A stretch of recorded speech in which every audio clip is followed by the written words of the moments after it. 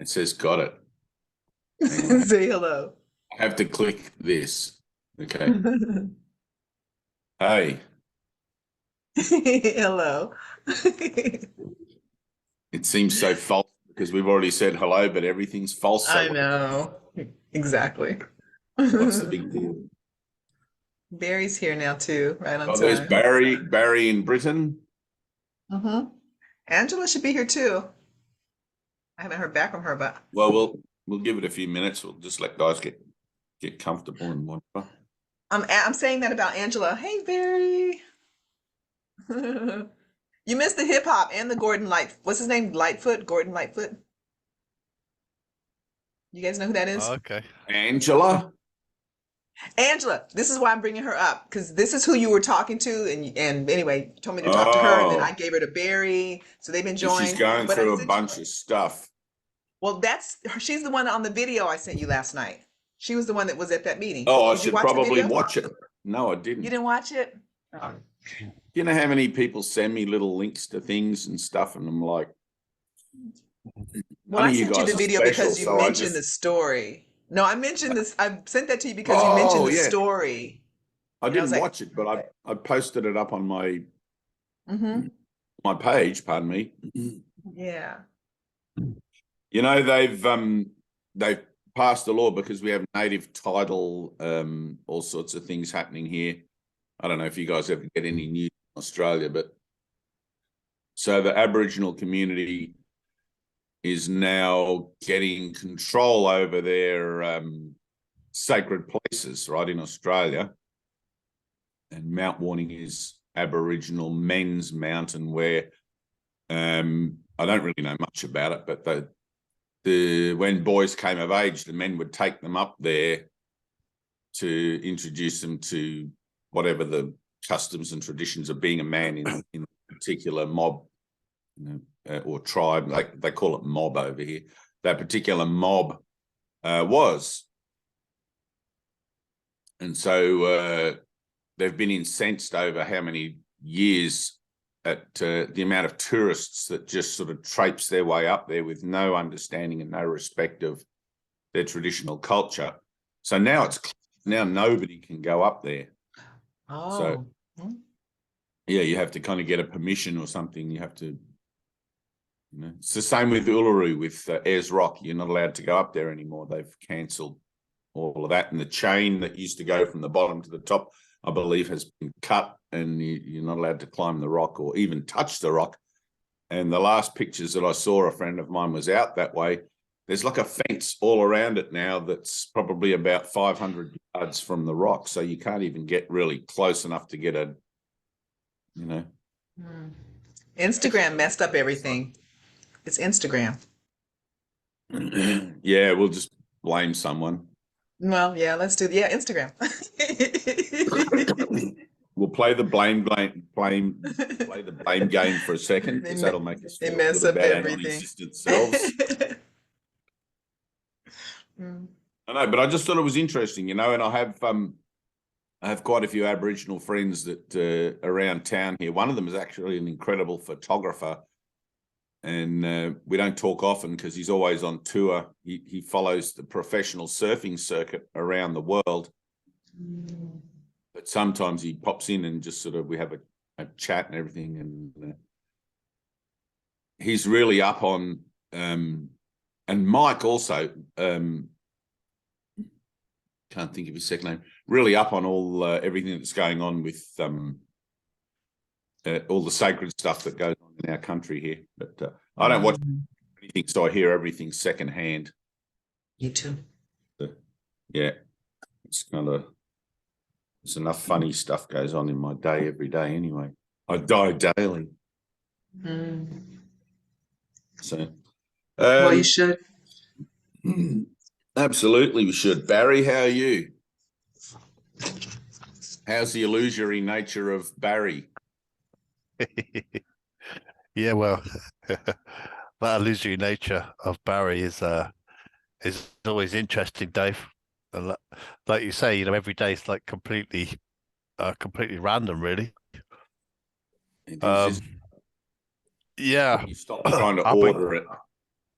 yeah, I've been, wildly out of my comfort zone recently. Like I have been for a long time, but I mean, recently it's been light years out of my comfort zone in Nice. in different ways. Yeah, with my work, my business, and yeah, and being a Everything. dad, everything. Yeah. Yeah, dad to teenagers, and yeah, everything. Yeah, Well, it's a total I don't. transformation. So that's a good it's a good omen if you're talking to me. If you're talking to somebody else, it might be another thing, but it's a good omen. Yeah, yeah. Some people Keep just the want. faith. I know you're good at that. Keep the faith. You're my reminder for keeping the faith. Well, that's what I do, When the shit Dave. hits the fan here, I think of you. Not about the Well, that's shit. I mean, about keeping the faith. yeah. Well, I've studied that for some time now. I think, as you know, Dave, and it's yeah. That's it, really. That's it. Every day, every day. Yeah. It's a funny thing. I always find the nature of this transformative process, and everyone has their story that goes along with that, doing the workbook lessons and life in general as experienced individually. And I always come up against this idea in my mind of the two ways of transformation, from the top down or the bottom up. And the top down is immediate but horrific. Like, I wouldn't wish it upon my worst enemy if I had an enemy, but I don't. And from the bottom up seems to be this gradual, Jesus calls it a gently evolving training program, but I don't know if gently would be the I think there's a bit of tongue in cheek there on Jesus' behalf. So it's tends to be quite traumatic at times. But I mean, these things are only our own reactions to them, to the process. But I tend to think there's a lot to be said for drawing your circle. And I know we've done circle work in the past where we just draw the circle and we stand in it and we refuse to adjust no matter what. And my greatest example of that, of course, is Jesus himself in the desert, and 40 days and 40 nights in that circle. And there's a point, like when Jesus says in the course that this course is not beyond immediate learning and salvation is immediate. It's like, well, I don't know how it is for you guys that are doing it from the bottom up, but is there a benefit? It's like I would be asking myself this question: is there a benefit in really putting myself into that circular kind of attitude where I'm not going to adjust for a specific period until I pop out the other side, pardon me, and remember my Father, have that experience which releases me from the what would you call it? Releases me from not really obligation to the atonement, but it releases me from definitely the nature of false belief, because I now have two perspectives on life through which to choose to see. Whereas before I had one, the one that I see with my body's eyes and faith. And I had somebody say to me yesterday or the day before about doing a 10-day Vipassana because I'm giving up coffee. This is a funny thing, right? So I have a couple of Facebook things that I run and social media things, and I don't run them particularly enthusiastically or comprehensive. I'm looking for a word there, but it's just when I feel like it. And so I put on one the other day. I thought I'll just see where I'm at with stuff, because everything's a declaration. Once you put out there on your Facebook page, and this is where, Tina, I was trying to encourage you to become a bit more proactive in your social media thing, because you have no control over what comes back when you post something.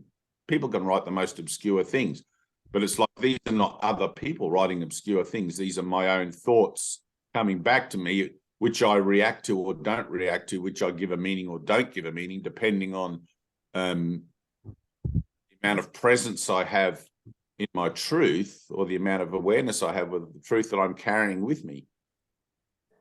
And you'll find that some things just fall away. And oh, we've got an Angela here. Angela, do you have a camera, darling? So,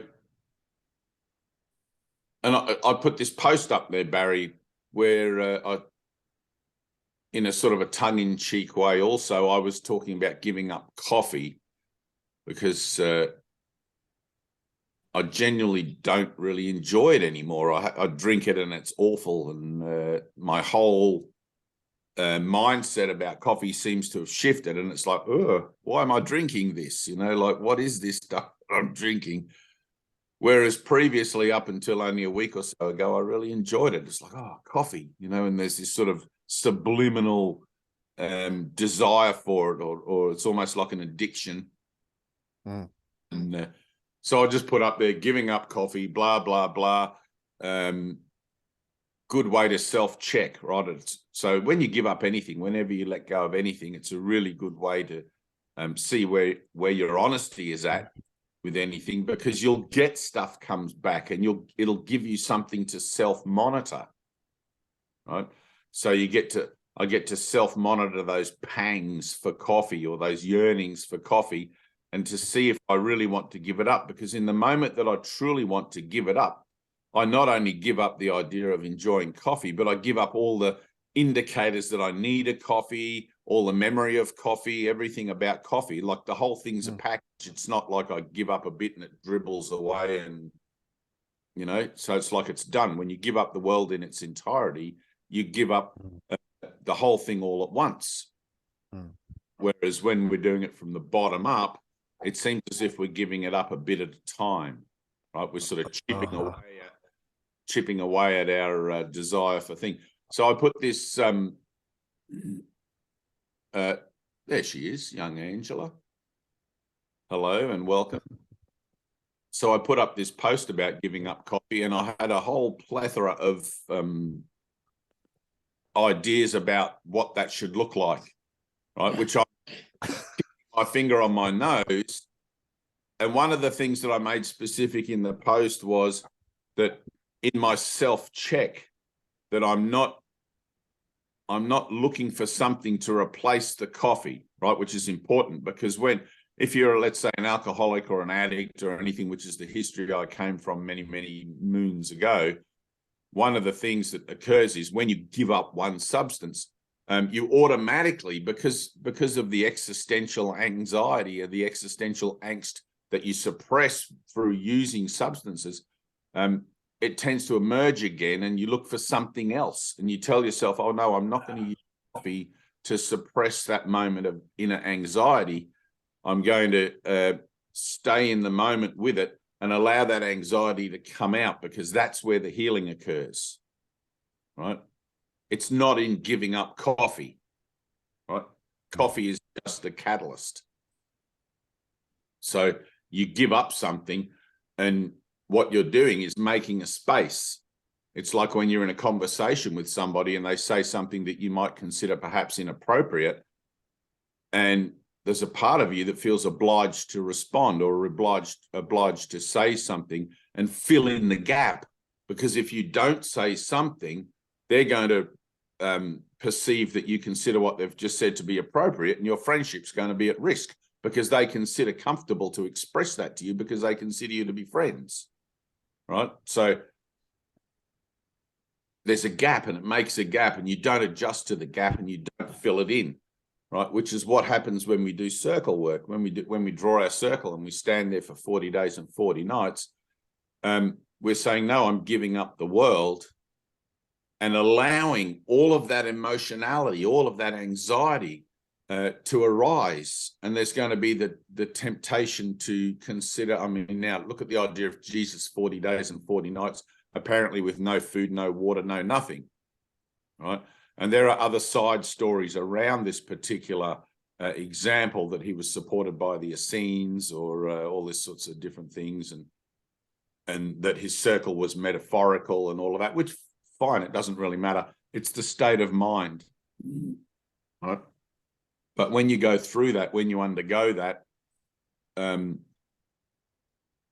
what happens is I'm saying no to everything, the whole world. It's like I'm going to draw this circle and I'm going to stay here until I either die of the flesh, physically die of the flesh, or remember my Father, remember my Creator, because that's the purpose of the circle. Right? Now, with the exception of like characters like Wim Hof and people like that who put themselves in extreme circumstances and test the power of their will to the utmost limit, you know, things like that. And there are other guys, there's like Bear Grylls. I mean, he has training, but there are these people that really push the limit on their humanity, on their human experience. And I don't know if any one of us is that way inclined, but I often wonder, would it be to an advantage to do that? Like as a man of faith, how big a leap with my faith am I prepared to take, knowing that the power of decision is my own? There's no one to tell me I should or I shouldn't. I feel my heart space. I listen to my heart, and my heart says, I'm yearning for my Father. I'm yearning to know. I want knowledge. I want to remember the truth. And there's this inner calling, and every little leap of faith builds, right? Every little leap of faith increases my faith. Faith is its own reward. So every time I take a leap of faith, I'm buoyed up by it again, and the witness to the support by a higher power becomes stronger and stronger and stronger, to the point where I no longer deny that there is a higher power looking over me, which is what the story that I put in that last video, Tina, where I was hitchhiking. That was one of my most prolific experiments in faith, I guess. And I remember it vividly because of how it panned out. It couldn't have been more obvious. I was picked up in a white Mercedes-Benz convertible with the roof down and two people dressed in white, and both very young and beautiful, him and her, and drove me all the way where I needed to go. And there couldn't have been a greater sign to me that this was the car sent by Jesus to pick me up. It was just all white leather seats, gold trim. It was like it was sent from heaven. Swing low, sweet chariot. You know, so is there this advantage, perhaps, because our concern is of the collapse of time, given the mortality of our soul, right? Is there an advantage? And I'm only posing this hypothetically for you to consider, because I know your situation. Is there an advantage to taking a greater leap of faith, a greater experiment, making bolder experiments with faith, right? One of the things that Sri Aurobindo used to encourage his students was absolutely that, to go out away from him, to leave him, and to live by faith, right? Same as Jesus encouraged the disciples. He sent them out 2 by 2. He sent 80 out and none of them came back, you know. But his 12 disciples he would send out, and they would cast out demons and do healings in his name and everything. And then they would come back again. They'd meet up in places. But they lived by faith. They lived by what he taught them. And I often think, you know, it's like people go to Vipassana, you know, and do these things. There's a place near me here. Well, it's 1,000 kilometers from here, but Chenrezig, where people can go and do a 10-day. It's not living by faith because you're supported with food and clothing and bedding and everything. But you can do a 10-day silent retreat, which brings up a lot of stuff. But just things like that, you know. I know that there's trying to think of the name of it now, Findhorn in northern Scotland. There's a place, yeah, right? So I remember many, many years ago reading a book about Findhorn. It was a beautiful little book, and I think it actually came from there. I know one of the people that created that place. Right, right. Yeah. Yeah. Have you been to Findhorn? I've not been there, no, but I know someone that was an instigator of Findhorn, and it has Right. repercussions. Findhorn, it's like a significant. Right. I would. I mean, we're not having this chat for no reason, because I do know your circumstances. It's like I would probably encourage you to maybe not Findhorn, but whatever comes to your heart, to make a bolder experiment, because there seems to be in you this cycle of always being in it. And I would like to, as he said, I would like to see you living in better circumstances. There's something like it's in all of us, right? It's in all of us. There's something that occurs when you recognize the repetition, or you recognize the cycles of your experience on earth as being repetitive. And it's like, I'm still in this, I don't seem to be able to get beyond this cycle. Right? So usually what I would tell you is something needs to change in here, in the way you're thinking about the cycle particularly, right? And that may necessitate a lot of prayer, a lot of falling on your knees and everything. But also sometimes things need to change in the physical nature. Sometimes a little money clears the pipes. Sometimes an act of faith, like a little adventure, like Frodo Baggins or Bilbo Baggins. Sometimes you've got to leave the Shire. Sometimes you have to leave the Shire. Yeah. Having adventures. Hobbits are not fans of adventures, so it takes a lot to encourage a hobbit to leave the Shire, because the Shire has everything they need. It's got family and heartfelt warmth and all these sorts of things, and community, and in a certain kind of a sense, that is what we're looking for. But of course, we're never going to find it in the form, because the form always changes one day after the next after the next. And we tend to put down roots in the place and in the situation and the environment where we feel that heartfelt warmth and that sense of community the most. It's like, oh, I love it here. I think I'll stay. But of course, that's not an adventure. And if nothing else, A Course in Miracles is absolutely an adventure. In fact, Jesus calls it a crusade. It's a crusade, and the motto of the crusade is to listen, learn, and do. You can't have a crusade in your own Shire. So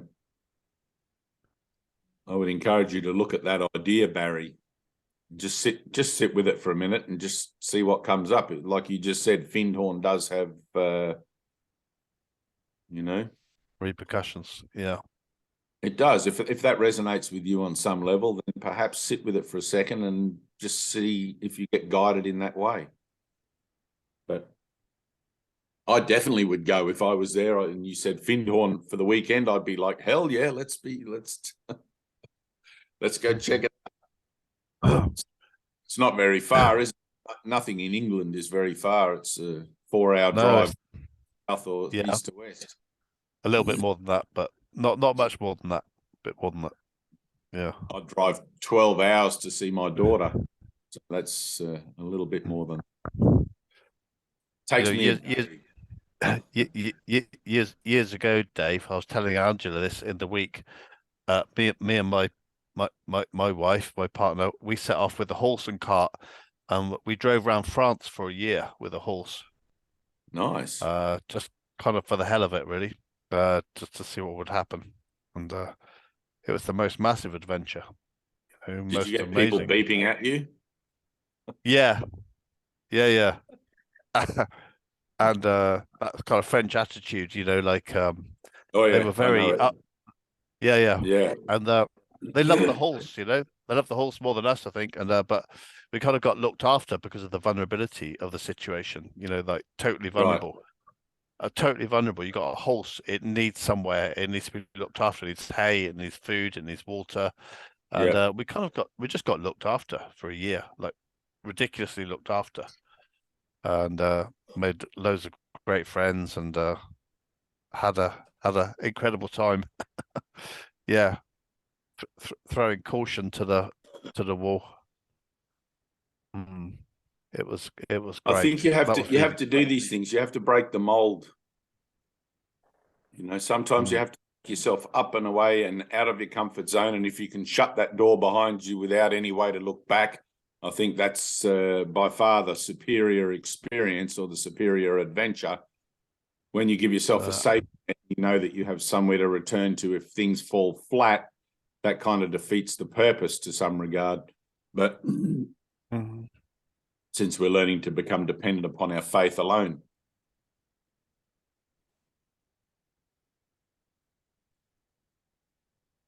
What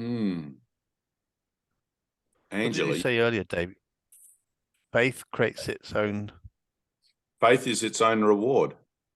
Faith is its own reward. That's it. Yeah, with that. Yeah. It's ever increasing. It adds to itself incrementally and exponentially. The more faith, the more acts of faith that you allow yourself to have or to experience or to put yourself into those situations, the greater the awareness of the pertinence of faith in your life becomes. Yeah, that's what's happening. Yeah. Good.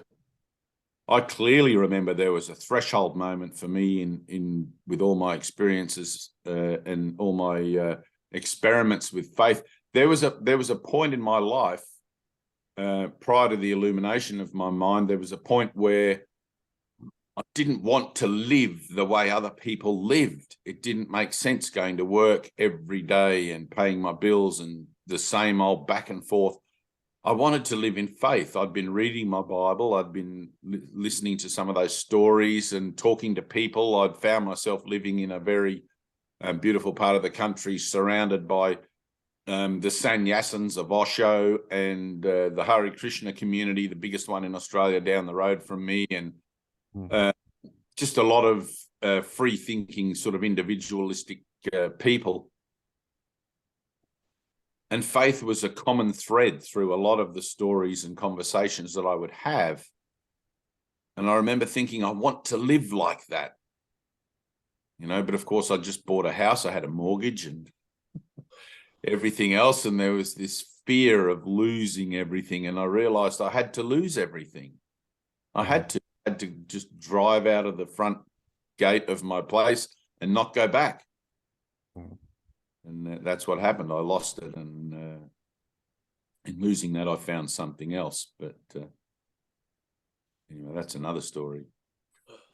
Yeah. Give the world, said Jesus, so I did. Eventually, I gave up the car and everything, and I just had pretty much the clothes on my back for a while there.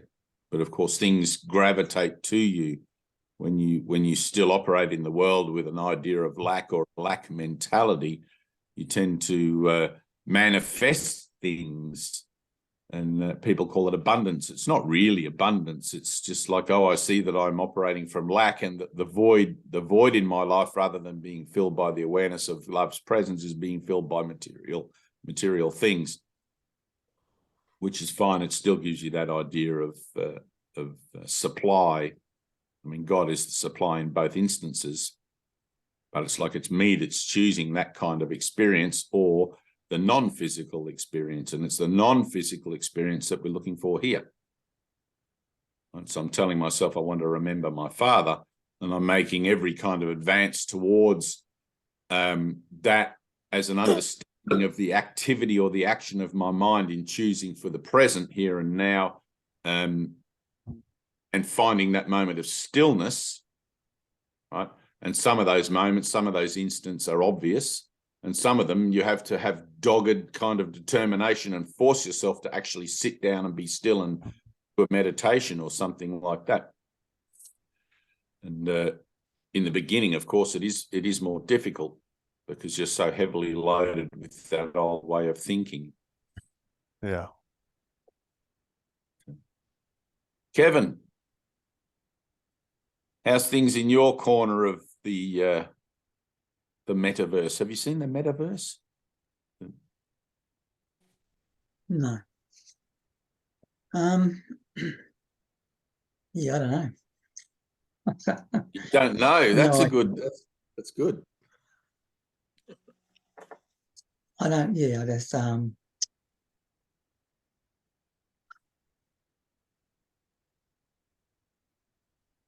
yeah, I've got. Yeah, I really don't know. Just got no idea. You're at peace. No, Oh, not at peace, but I just don't. I just going along and thinking, just see what's going on.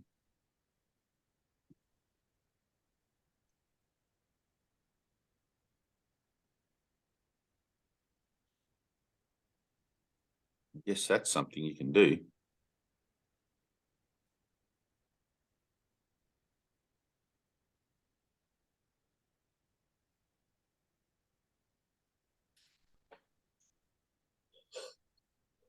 Let's go along and see what goes along with today's lesson. Well, it's not actually today's lesson, but what lesson are we up to, Tina?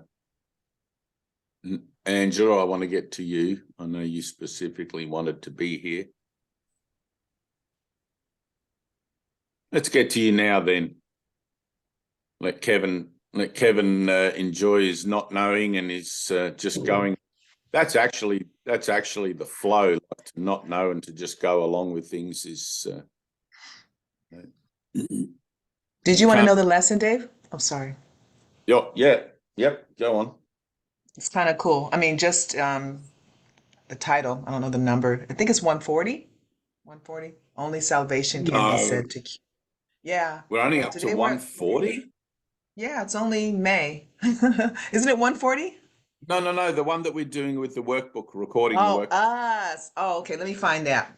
Gotta find Or that should out. we do that separately? We seem to have got away on a teaching adventure here anyway. I thought you were going to kind of get everyone up to speed, and then we were going to maybe talk All about right. doing that. So do this, what you're doing, I believe. Okay. All right. Let's do that.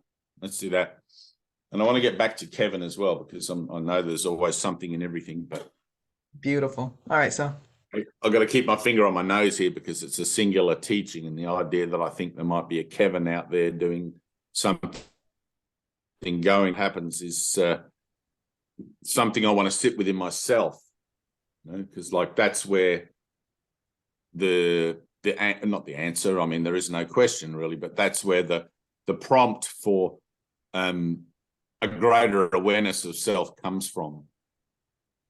Right. So when I'm going along in my, I don't really know.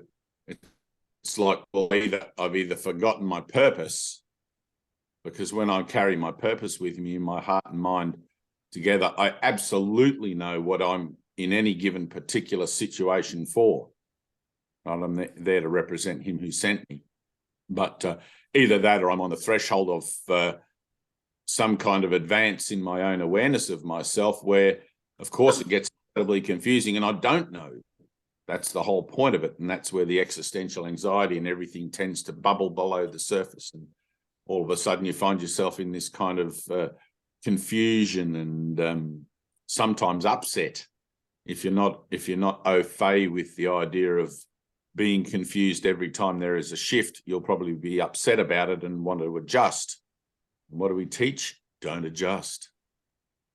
Do not adjust to your pain. Do not adjust to your anxiety. Do not adjust to all these emotional states that seem to fluctuate in and out of your conscious awareness. Be still in them and allow them to do what they need to do, because there's no such thing as anxiety. There is only the activity of spirit moving in you, badly translated by ego. This is anxiety. This is a sexual impulse. This is what it... No, it isn't. It's a miracle waiting to occur. It's God's will waiting for your permission to say yes and be still and allow it to happen so that you can remember your Father. That's the only thing going on. Ultimately, you can transcend all of that and say that, well, there's actually nothing going on here, which is the higher truth. But you can't two-step it to the higher truth immediately. You have to have this kind of a process in between, or the shock to the system would be so great you'd end up wandering the streets wearing rags and talking to trees and things like that. So we have this process called healing that helps us acclimatize ourselves to the fact that we're involved with something that is going to change our perception of ourselves and the world in its entirety.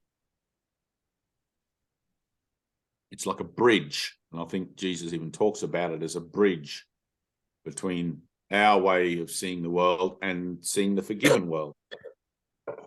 If you were to jump that bridge without doing the work, without applying the principles and everything else like that, it would be too much of a leap to take. And I know that from my own experience of jumping the bridge, having been experienced the memory of my father from the top down. And had it not been for Ted and Annie and all the guys at the healing center that were there at that time, who formed an incredible and very nutritional support framework for me, I would have lost my mind. I would have been out in the streets, like talking to birds and talking to the trees, and I would have been happy, but but that's what happens. Angela. Hi. What's going on?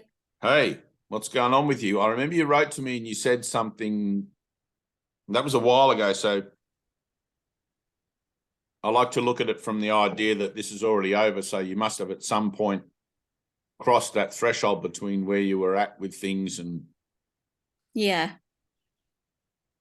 Yes, I have. Yeah. Good. Yeah. It was a bad one. A big one. It was big a bad shift. one. Big shift. Yeah. Did you get a little bit loopy-loo there? 100%. Yeah. It was a big one. Yeah.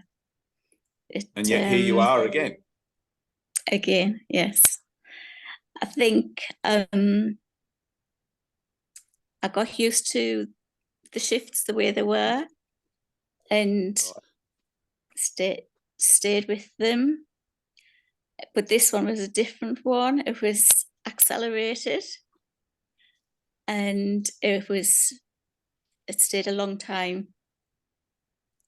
Constantly changing, but stayed a long time. But I got there. I got there, but it was really difficult. Yeah. I always like to remember that you will get there because you did already. Yes. Yeah. You're just reviewing a dream that's already over, but when you're in the thick of it, it's hard to remember that sometimes. That's the thing. It's sometimes you can't, sometimes you're too far in it to be able to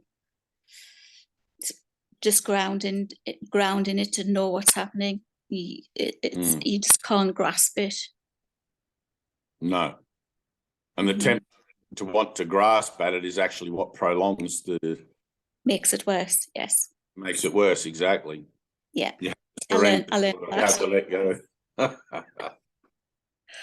Oh yeah. Yeah. Oh, that's good. I'm glad. That sounds like you've had fun anyway. Well, your energy here today seems quite clear. Anyway, there's no marks against your I don't want to say aura, but your presence. There's nothing there. Like Tina, she's covered. Just kidding. Just throwing you in there. Yeah. I just thought I was okay. That's why. I'm sorry. No, I like to present it from the shock value of the revelation of things. It's like, holy cow.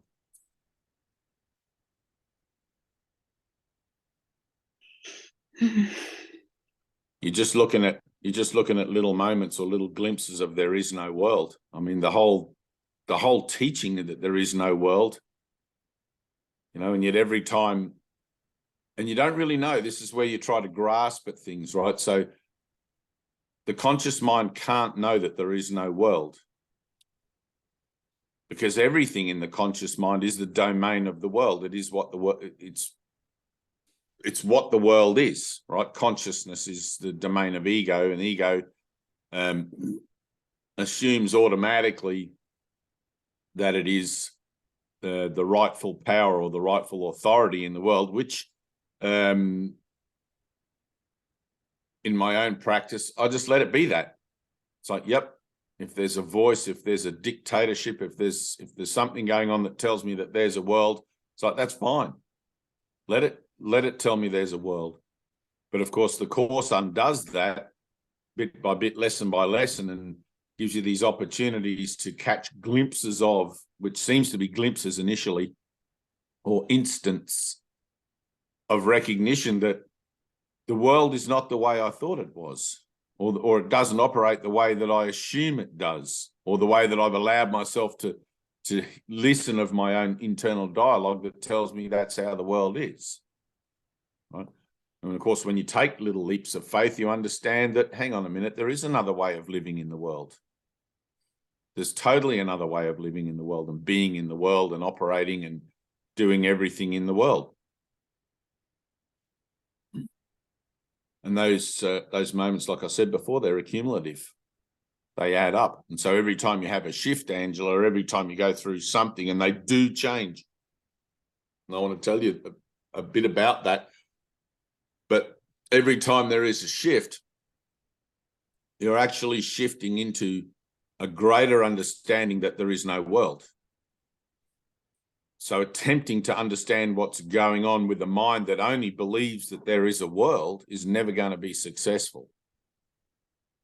You have to allow that rug to be pulled firmly from under your feet so that you can collapse, if you like, into a screaming heap, and you have to let it all fall apart.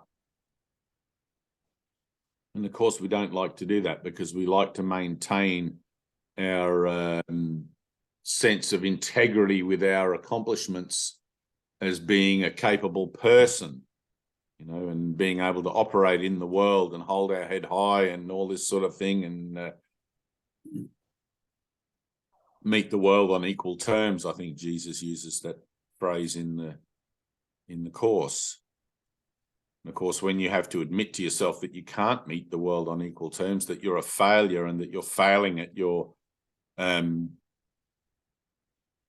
what would you call it, your duty, or failing at your ability to navigate the world and to deal with it on equal terms, it tends to do that. It tends to pull the rug from under your feet.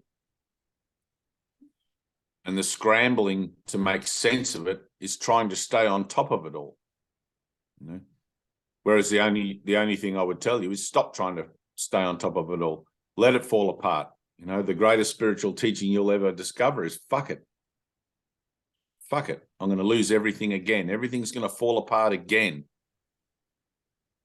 Right? And I'll start back at square one again, whatever that is. I mean, everyone's perception of their lives is different, I guess, to some extent. But we all have this understanding that when the rug's pulled from under our feet, we have a bottom line. We have an understanding of our lives of what that was like last time, or how we've been at the lowest in our life. And there's something in us that says, I don't want to go through that again. I don't want to feel that way again. I don't want to experience loss to that degree again, or emptiness to that degree again. But when you realize that your goal is not of the world, it becomes a little easier to say, fuck it. It's like, fuck it. All right, this is what I signed up for. To give up the world. What am I going to do? Give up the world and then try to keep it all together? That's going to be awfully hard work, because I can't reach two goals at the same time. I have to be willing to walk out of my front door and not look back. And that's in a mental sense. To leave behind everything I think I know about the world and discover something completely new about it, which I actually already know somewhere in my mind, but I'm just keeping at bay for the little bit that I think I've mastered so far. It's like building a house. When you build a house, you put the roof on first. Right? and then you have to build the rest. But when you put the roof on, essentially you're sheltered from the elements. You know, if you live where I live here, you only need a roof. You don't need walls and windows and doors. Not really. But the house isn't complete without all the other, and that's probably not a great analogy, but right. But it's good. Like try to equate all that confusion and turmoil, inner turmoil and everything of the shift as being something healthy, being something good. Because on the other side of it, there is, and sometimes you don't even recognize it until a little bit later, on the other side of it, there's that shift in consciousness where you suddenly realize, hey, I'm a bit different. And I've had people come up to me without me recognizing the nature of the shift in my consciousness. I've had people come up to me and go, oh, you're different. You've had a shift. And this is people in a spiritual community, in a sense where people are attuned to that sort of happening. And it's been the same for me also. I regularly find that people that I associate with and whatever, when they go through a shift, I'm aware of it often before they are. Right? They're still operating on some level, in some aspect from their old perception of themselves. And it takes a second for that to drop in, for that new thing to drop in when the shift occurs, and to realize that not that something has been added, but that something has been removed from the script, right? Something has been taken out and a clear and peaceful space has been allowed to stay there or remain without it being cluttered up. And you find that you just become more quiet and more peaceful within, less concerned with the world and all the goings on, and you feel less attracted to all the hubbub and everything that you might have once felt attracted to, which would give you plenty of material to fill in the gap so you don't have to be still, right? So all of that confusion and turmoil that you have when you go through a shift is kind of like forging an opening, forging a place in you where stillness has been given permission to be, instead of whatever it is that you would normally have filled up that still place with, relationships or shopping or food or drugs and alcohol, any like it's endless.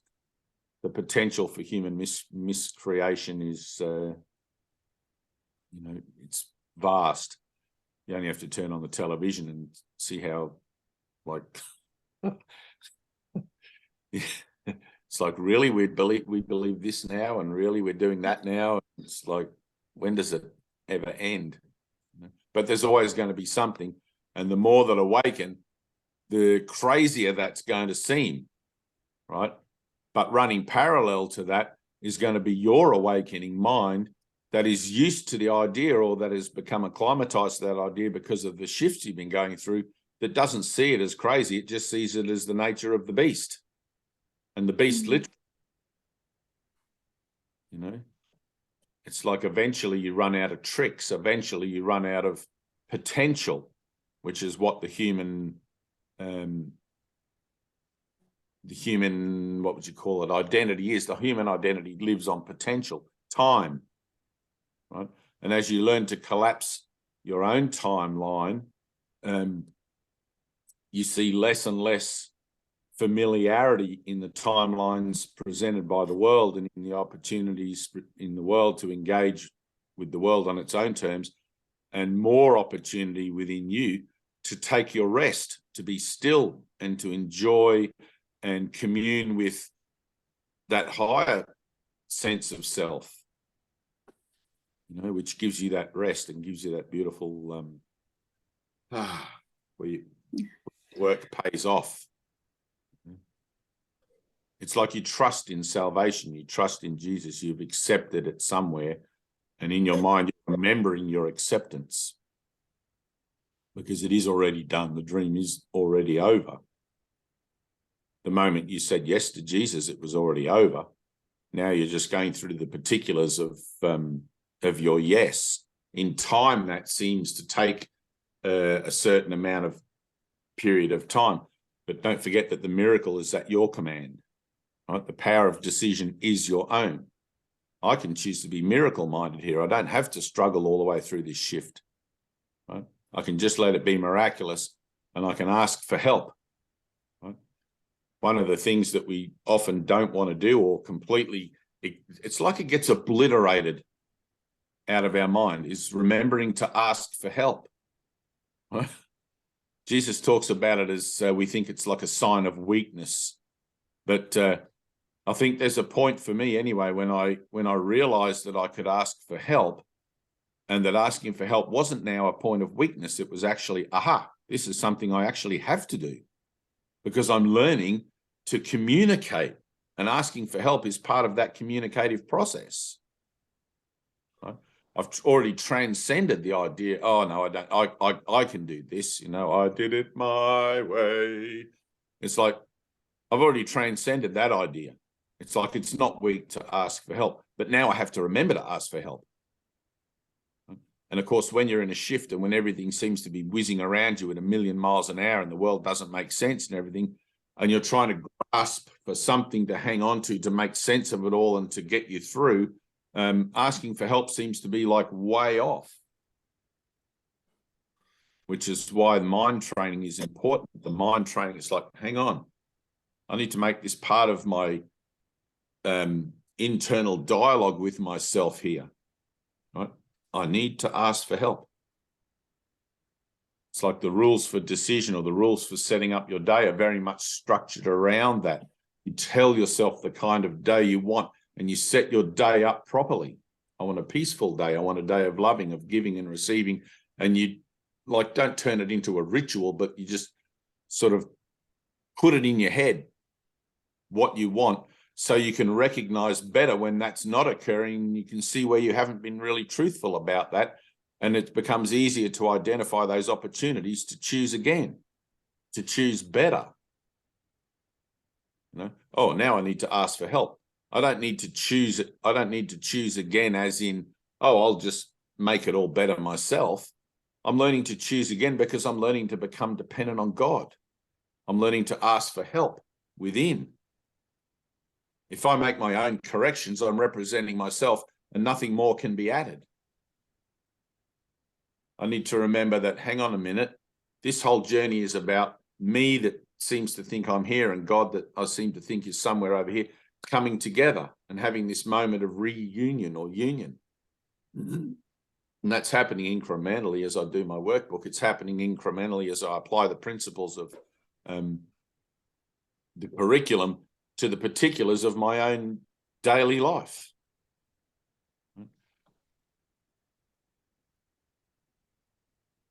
It's like asking for help is, and the funny thing is, you know, have you ever seen any of those old pirate movies? I think in the Pirates of the Caribbean, where they go down the what are they called when the ocean spins around down to a whirlpool, where they go down the whirlpool, and it's like, you know that the ship's going down the whirlpool, right? There's no point running around the deck, pulling in the sails, trying to get out of it and whatever, because it's bigger than you. You can't do anything about it. You just hang on and you go for the ride, right? But of course, when that whirlpool's, when you're caught in it, and when everything seems to be going through that shift and transition, and you're going around and around, all that you do is panic. All that you do is try to fix it and stop it and try to get out of the whirlpool. But again, yet when you get to the bottom of the whirlpool, there's no more whirlpool. I actually don't know what's at the bottom of a whirlpool, but again, not another great analogy. But bye-bye. There's got to be a happy ending at the end of your analogies, or they're not really good, are they? But you get the idea. It's like I'm in that whirlpool, and I seem to think there's something I can do about it. I'll coil the ropes on the deck, you know, or I'll batten the hatches. It's like the ship's going down. It's like adjusting the deck chairs on the Titanic. It's going down. Stop trying to get a better view. Stop trying to adjust the deck chairs. Let it happen. Let it all fall apart and find yourself on the other side of that falling apart where there's a new moment. Jesus says you will experience some confusion every time there is a shift. It's like, again, tongue in cheek. Some confusion seems to be a hell of an understatement.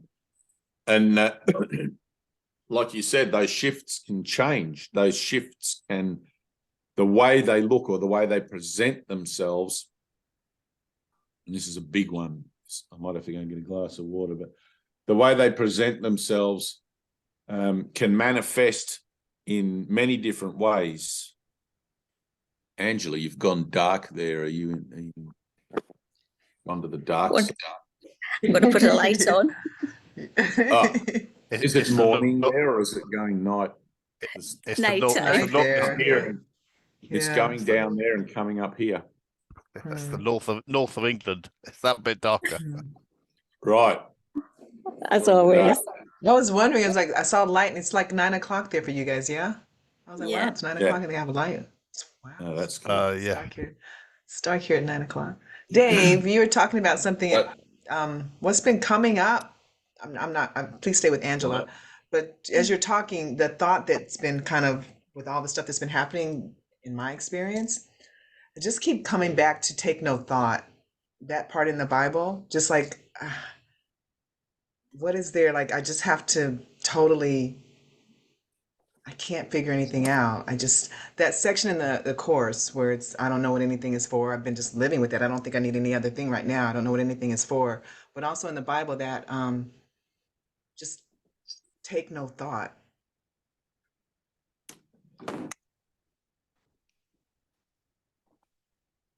And yet you're taking thought. And yet I'm taking thought. No, yeah, and yet I'm taking thought. It's very scary. You're thinking about taking no thought. Yeah. Right? It's literally an action. So it's been coming up for you, take no thought, take no thought. Is that what you're saying? No, take no thought. And then, and then just when I'm really still, like, it's really frightening though. Like, it's just all Yes. occurring in this moment, in just this Good. moment, just this Right. moment. And that's, Let it be frightening. Right? yeah, Like I said, that's only your ego giving it a false label. Now, think of it as just energy. Don't call it frightening. Don't call it whatever. Right? Try to see it as just energy. Right? So misguided miracle impulse. You can use that for sex. You can use it for whatever people use it for. I feel like I need to something. And there's always this tendency to want to label everything. This is coming up and it's frightening, right? It's like, hang on a minute. No, this is coming up, right? I've got this energy coming up. I don't know what to do with it. I don't want to call it something because then I'm giving it a meaning and then I'm giving it a power to affect me by the meaning because all my thoughts have power, right? So let me just be still in it. Now, of course, you're going to equate it with frightening because this is a journey into fear. It's a journey into terror, into that moment of terror. And it's like with Angela, when you go through a shift, there's a tendency to want to grasp for something familiar because it's new ground. You're always having a shift into new ground, into new understanding or greater understanding. And it's not that it's really new. I mean, you already know the truth. It's in you, right? But because you're remembering it as if it was for the first time, it seems to be unfamiliar territory and you're looking for something familiar. And so you say, this is not good. It's like anything. It's like when the Pilgrims came to America or the Dutch came to Australia and they discover the new land. Everything's new. Everything's different. And they bring with them everything from home so they don't feel completely alien in a new land.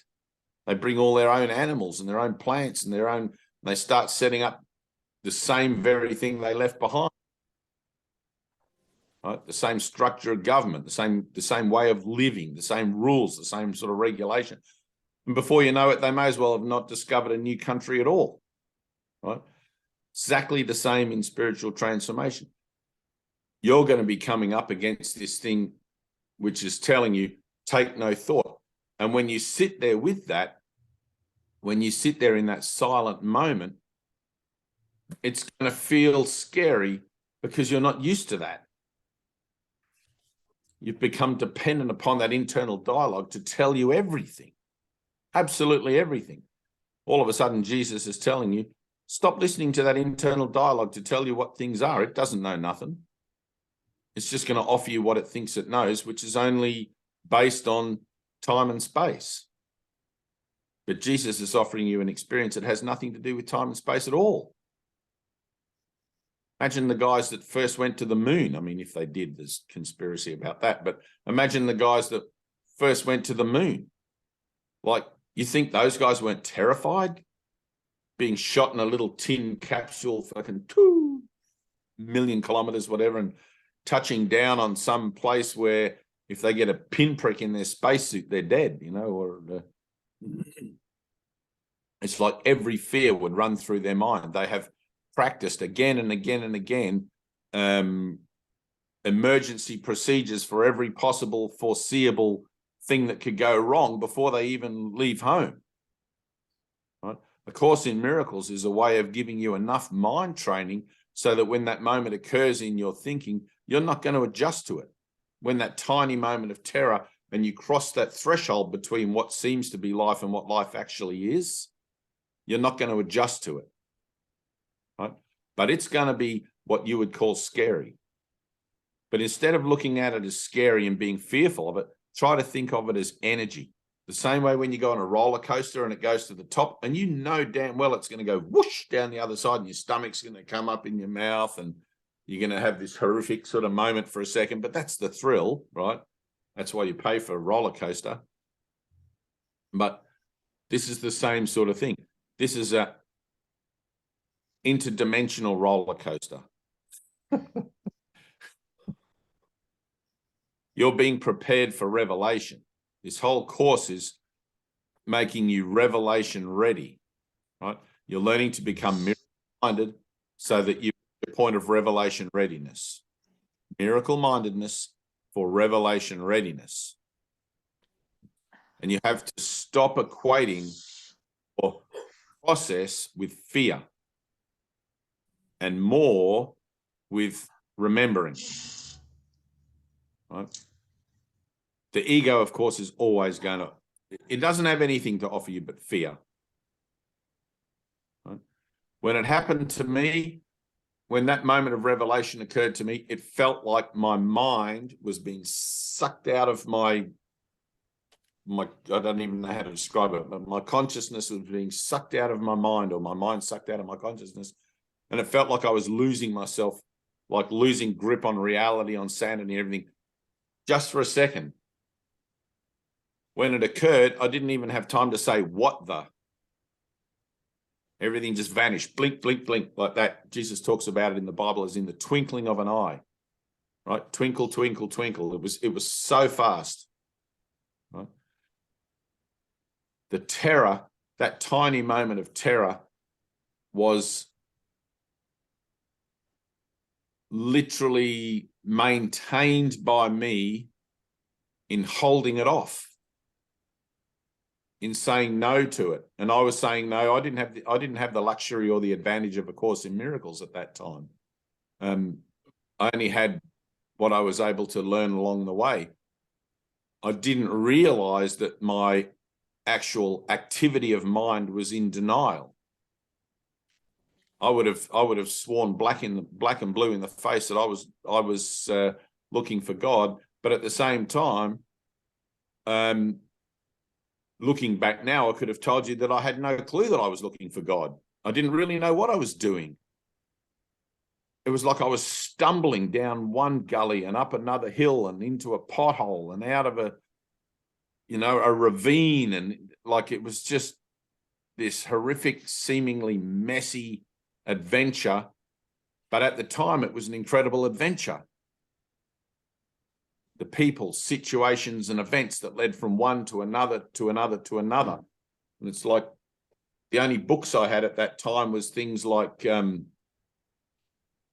Alchemist, Paul Coelho, and the Bible, which I had no clue how to make any sense of it.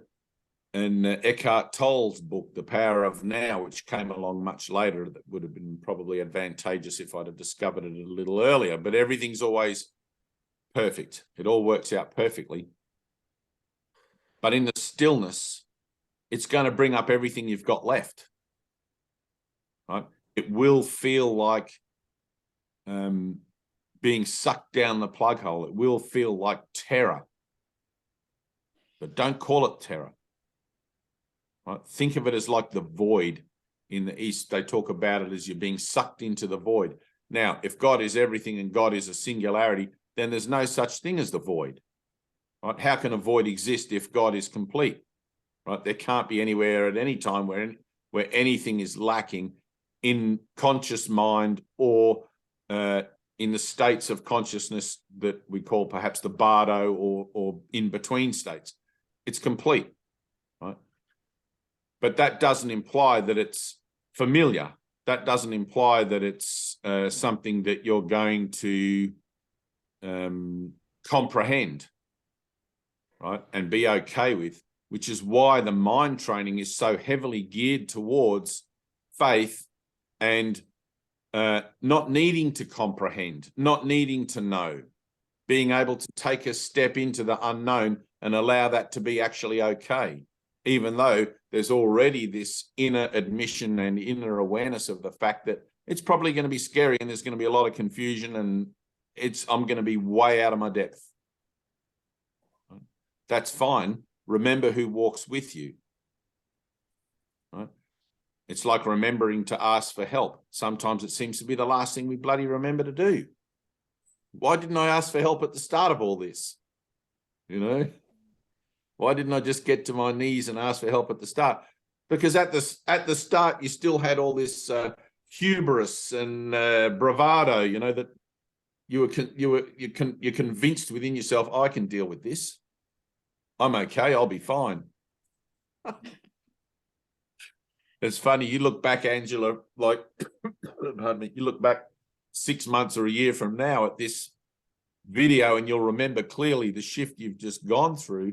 And you'll be like, oh my God, that's exactly me. And the further you get from the point, the clearer the view gets. The higher up the mountain, the greater the vista, you know. So, but you have to stop equating, even though it is a journey into fear, you have to stop equating it as being fearful, right? And learn to see fear as just an energy. It's just energy. You can see everything as just energy. Right? I'm not a body. You're not a body. We are mind, Christ mind, God mind, experiencing itself as this energetic fabrication that we call body, time, space, whatever. And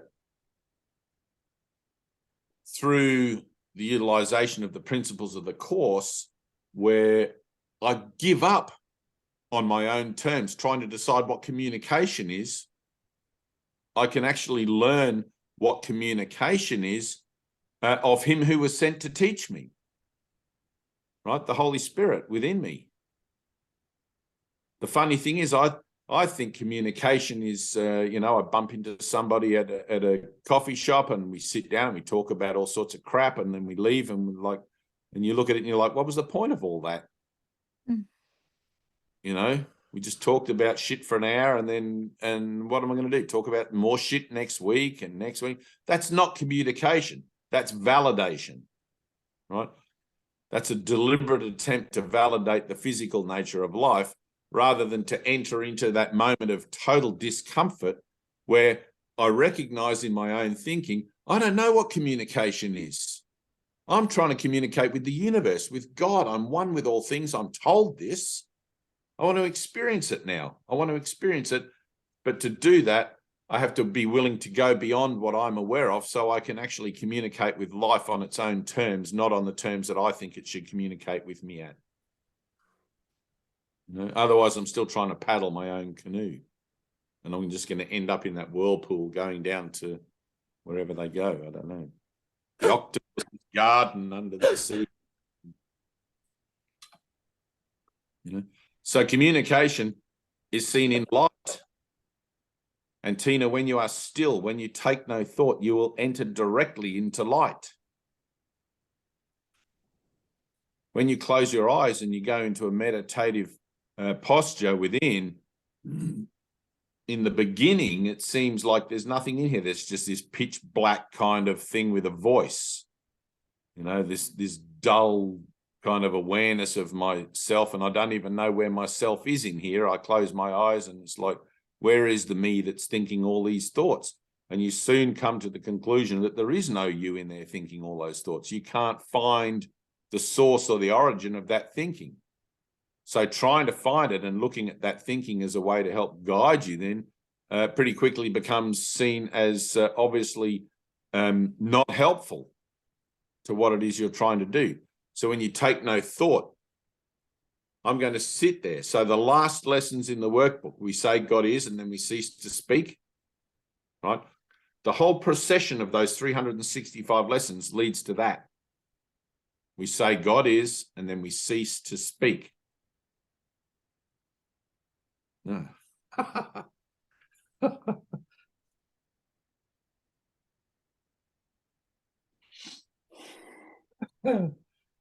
And you get a flash of light, right? But that takes determination. And that light brings joy all the time, joy and happiness and peace and everything that comes with it. It takes determination, and you only have to cross that threshold once, right? Once that threshold that you call fearful or full of anxiety or full of whatever it is that you want to try and label it as, once you've done that once, it no longer exists, because you're actually operating not only just from the other side of it where you actually already are now, but you're operating from the certainty of a position that, having gone through it once, it couldn't prevent you from communication. It has no power over you. You're free. If it has no power over you once, it never has any power over you to begin with, and can't have any power over you to, you know, you're afraid of something literally that doesn't exist. But it's like if you have I'm looking for an analogy here. If you have something that you value very much, like you might have a claim as a prospector in a gold mine, and you don't want anyone else to know that hole you've been digging in a rock is a vein of gold, you'll put signs up and things. Don't go here, dangerous rock falls, death, blah, blah, blah, whatever. You know, but you know that what's in there is really an incredible treasure.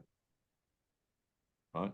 But you've been gone from the treasure so long that you come back to those signs and you think, oh, someone's put signs up here, don't go here. And you forgot that it was you. Right? I don't know if that's a great analogy either. That's probably going to be a good title for our video today.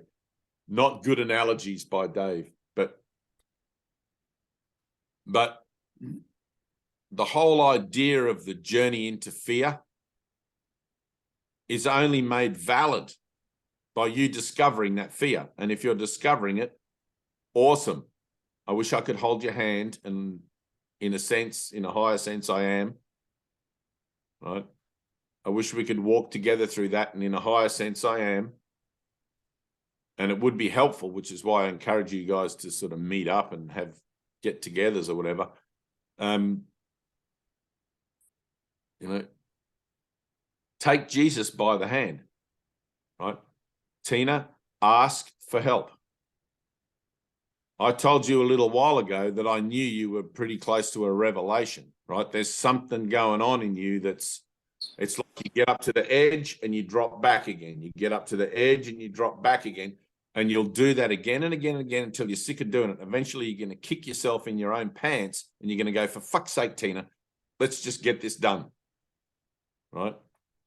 But until that point, until you make that decision, which somewhere in your mind you've already done, because remember, this is a dream we've already awoken from, right? We just find ourselves back in time experiencing it as if we haven't done it, as if it's yet to be accomplished. It's actually already accomplished.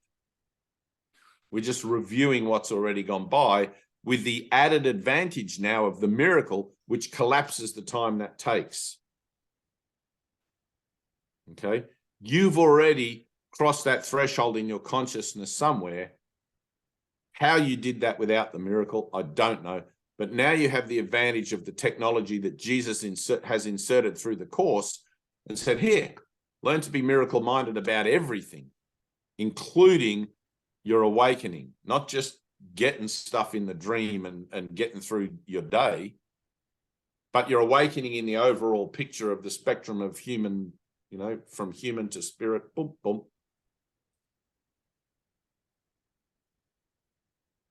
So it's like you will continue, now that you know it's there, take no thought, you will continue to come up against that until finally, whether through an incredible act of courage and faith or through the collapse of the loss of your self-identity and the dark night of your soul, you're going to transcend that limit and have a revelatory experience.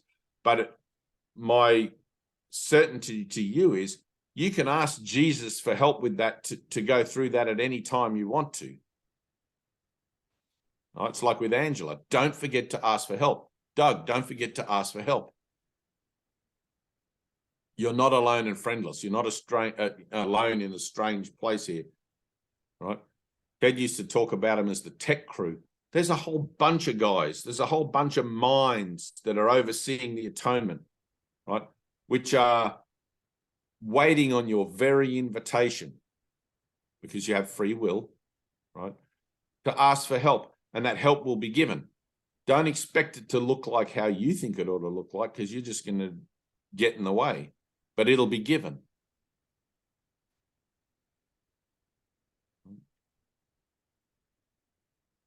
And you kind of have to listen for guidance regarding it. You know, it's like all these things work together. I remember we did an outreach thing. There was little Sienna. Well, she shouldn't call her that now. She's older, but the entity known as Sienna. And Luke and I were traveling in my van. We did about a 2,000-kilometre journey to Sydney or Canberra from Byron Bay. And we stopped at places. We had contacts to meet along the way, other people that were course related and course groups and whatever. We had this kind of network thing that we would go and drop off books and little 20-minute books and sparkly books and whatever, and videos that the old man had made. And we would always be loaded up with box loads of gear. And we got to, I think it was Canberra, actually, the national capital. And Sienna was going through stuff. She'd never been so far from home before. She was only 20, 21 years old or something. She was definitely out of her comfort zone. And I think it was Luke, or it might have been Gina. Anyway, there was three of us. And actually it was Gina, I think. But we recognized that Sienna had this energetic thing going on, right? She was obviously very uncomfortable. She was expressing frustration and all of this kind of thing, which is exactly the whole purpose of the whole journey that we were there. It was to get out of our comfort zone, to do something different and to push our limits, right? So to open us up to new experiences. And so we made a decision. We'll pull into this park. We pulled in at this big football field. There was nothing happening. It was just vacant. And there was a car park. There was no other cars, no other people around. We pulled in at this football field, and we took our course books, our Course in Miracles books, and we walked out into the center of the field.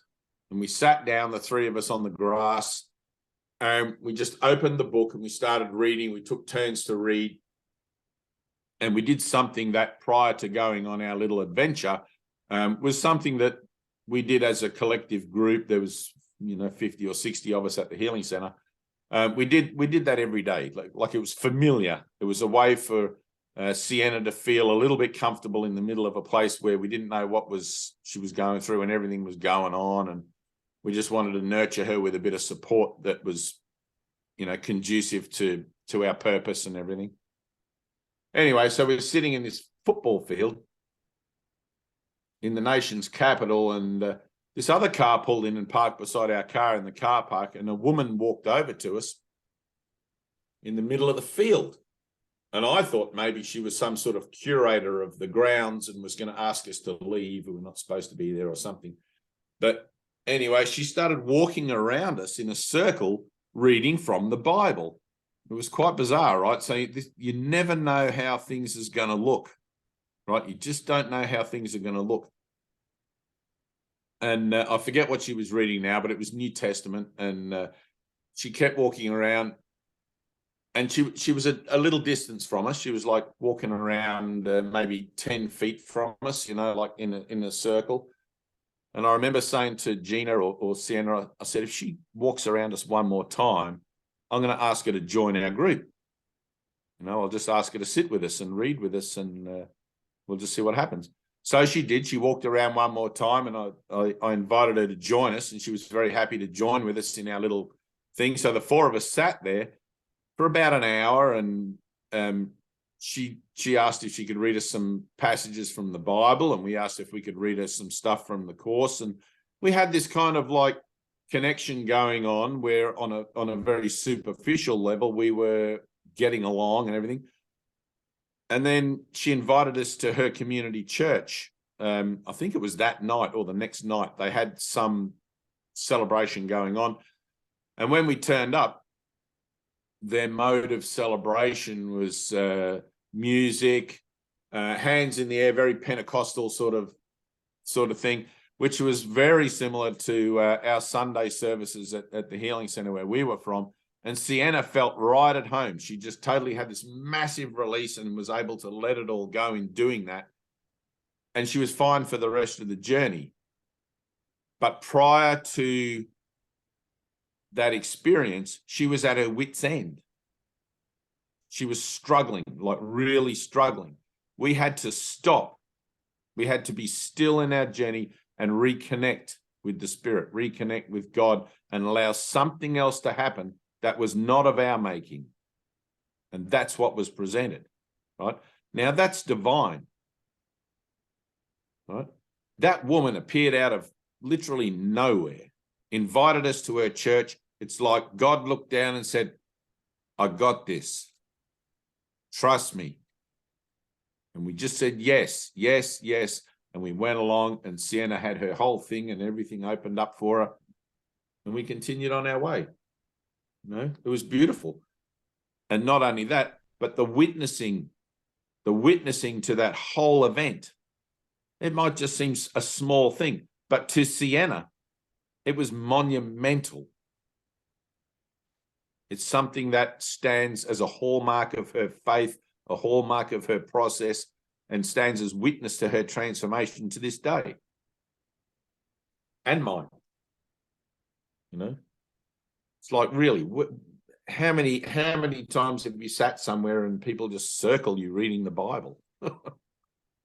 It's kind of funny, It's like the sharks in the ocean, you're stuck on your raft and the shark's going around. You think you're going to be eaten by the shark or something's going to happen. And the shark's inviting you to the octopus's garden, and down you go. I'll make something out of that analogy yet, that whirlpool.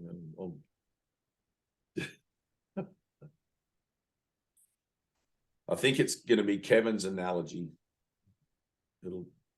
He's just going along with it. So anyway, Tina, take no thought and have no fear.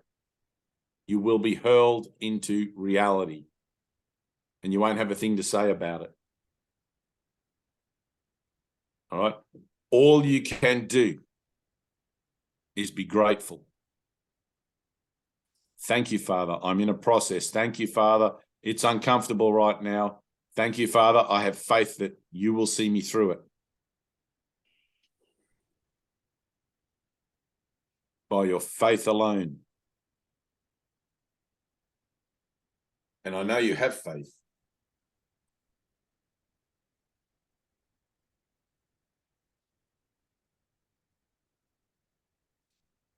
It's always in like the 11th hour or the 12th hour, whatever it is, where your faith is rewarded. Just when you think you can't do it anymore.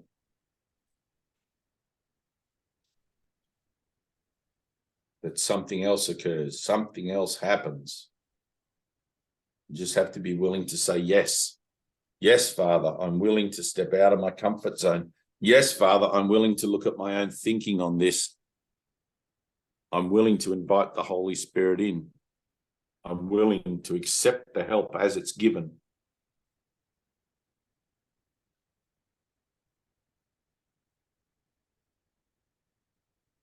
And just sit with it. Just sit with it. I mean, you're in it all the time. Everyone. If you could find one honest moment in a person's consciousness, in the history of their entire experience of themselves on earth, it would be the same moment in any given situation. That honest moment is something that, try to imagine it, that God put there waiting. Jesus talks about it in the Course as the prayer of the heart. God put it there himself. But that's a moment of total surrender, total honesty, total openness, total vulnerability. It's not like you're making a journey to discover that moment. That moment's in you now. It's been there since the day you were born, supposedly born. And everything else on the physical level, on the superficial level or conscious level, is carefully designed by you to avoid it. It's like a little kid in Disneyland. I just want to go on one more ride. And your parents, they're done, you know, they wanted to take you home. And you're like, just one more ride. And you'll come up with any excuse, any reason why to have one more ride. We may never go to Disneyland again.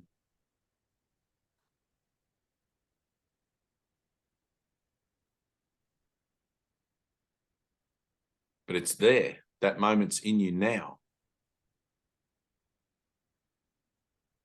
You ready, Tina?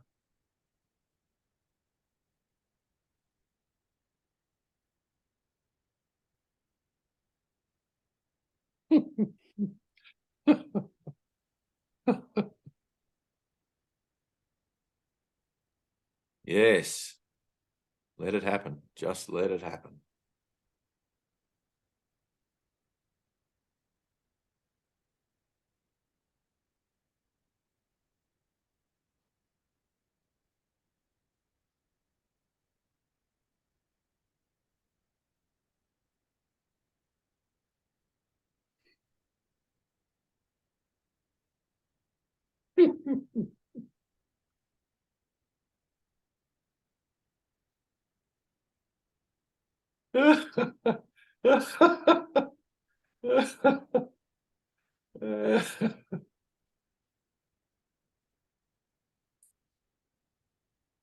Transcending consciousness is not all it's cracked up to be.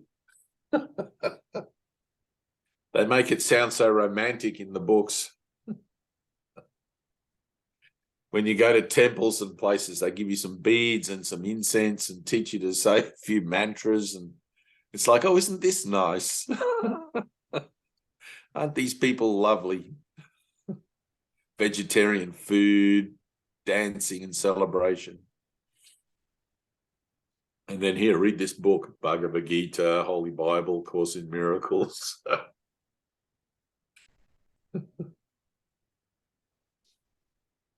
You have to laugh. It's like really the whole thing. You just got to really laugh the whole thing. Like all of time and space, it's nothing but a mad idea, a tiny mad idea at which the Son of God remembered not to laugh. We're just remembering to laugh together. We laugh ourselves awake, really. We realize the foibles of our ways. And it's like, oh my God, I've done this to myself. Doug loves that realization. Every time he remembers that he's doing it to himself, he laughs his head off.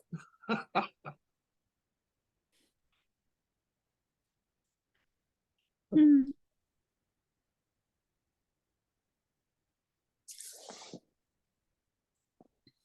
Funny stuff. It's funny stuff. But on this side of the veil, it seems very serious. Until you cross the veil, until you cross that threshold, until you have a moment of total clarity, of total fearlessness, it seems very serious. It seems like everything's about to crush in on you and cave in on you. It's like, perfect. That's exactly what meant to happen. Yes, yes, yes. Let it all come crushing down. Let it all for the Tower of Babel and have an experience. You're doing well, Tina. You cannot not be but doing well. You're exactly in the right place, the right time, hearing exactly what you need to hear, going through what you need to go through. God's will is done. There's no alternative to that, no matter how much I might want to stamp my foot and wave my fist at the sky.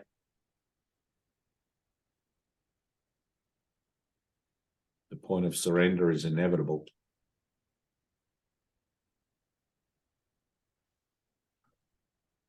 All right, let's do a minute. Let's take it. Doug, anything?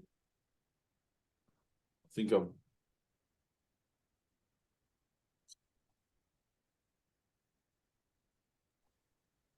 Who, me?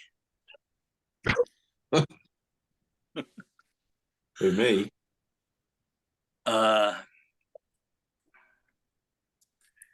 You've done something with your hair. Yeah, I usually get rid of it up there. So past several months, my meditations have been completely great. I mean, just disappearing, complete love, complete stillness, just unity. I disappear into nothingness and come out of it in deep gratitude. And then a couple of weeks ago, I was in for a major shift. It all fell apart. And I feel like right now I'm on the verge of something big. And you know why, Dave? And I have you to thank. And I've got to thank you, my friend. You know why? Because of your faith that you have and that you've shared with me. And you've said how many times that you just let go and you trusted and let go of everything. And I know that I've been in denial. I know that my life has been a sham in terms of living by faith. And I've come to that understanding finally. And through the miracle, the small miracles of having faith, I can only imagine what it's like if I really, really trust and let go. And you know what? I'm thrilled like a baby, thinking about finally walking out the door and starting my life again, like whatever happens. And do you know I'm 68 years old? And do you know I've really never done that? And I had a dream the other night. In the dream, it said, you have to die to be reborn. Yes. And I thought,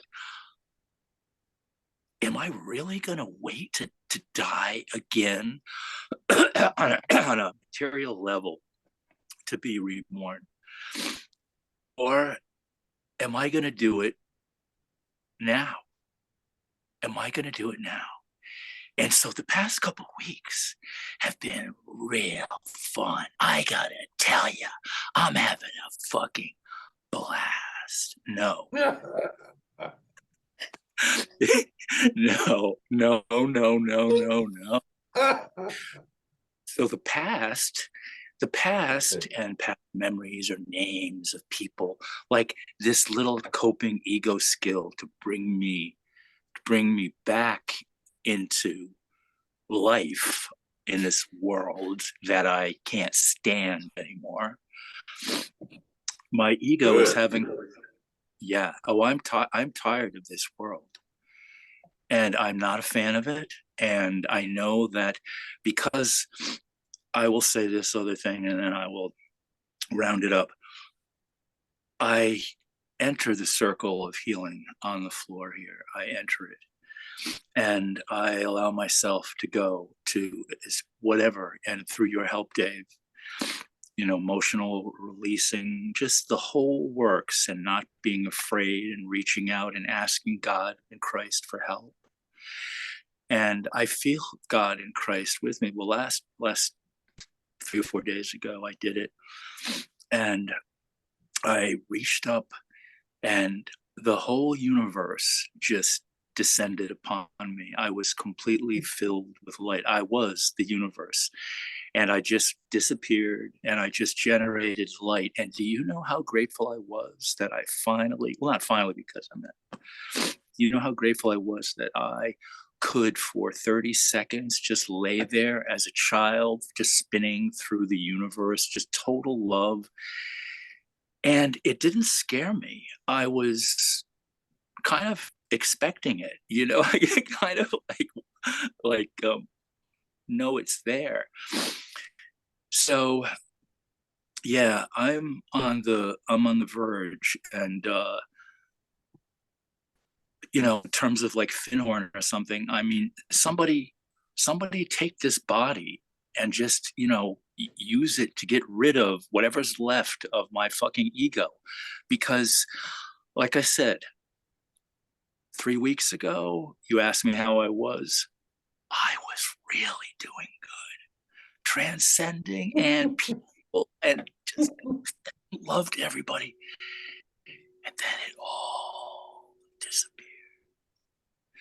So if that disappeared and I was doing well then, imagine when this disappears, like what's gonna take its place. Oh, God only gives. God only gives.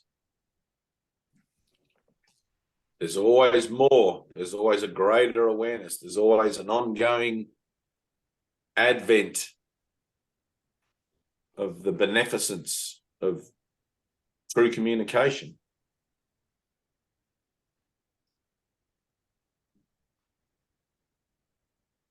One of the things, and Barry, this is more to you. One of the things, well, actually, I won't reference Findhorn because I don't really know what goes on there these days. And the book I read about Findhorn I have sort of scant memories of it now. But when I lived in Byron Bay, we had the healing center there, and people had come to the healing center from all walks of life, from all ideas. They brought, pardon me, hiccups, brought everything with them as far as their identity goes. I'm a healer, and we had good hiccups. We had people who were like crystal healers and massage therapists. Everybody sort of comes from some trudgery, you know, you trudge your way through the world. And I call it trudging because it's every time you get to a higher level or every time you have a shift, you see how hard you made it on yourself on the level before, on the, you know, that rung before. It's like, oh man, I really put myself through all that crap, you know, and to get to this place where it just, like Doug just said, it just opens up. But one of the things that occurs or occurred in Byron Bay that I really liked was you would sit anywhere on the foreshore. There was always a heap of people on the foreshore, lots of tourists and people enjoying the beaches there.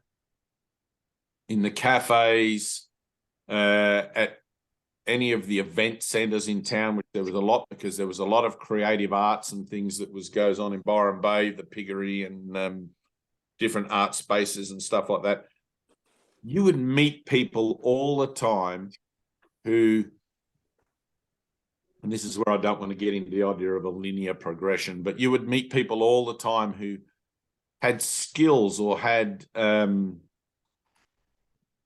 practices that, in terms of getting out of your comfort zone, you could find yourselves in one of these people's circles.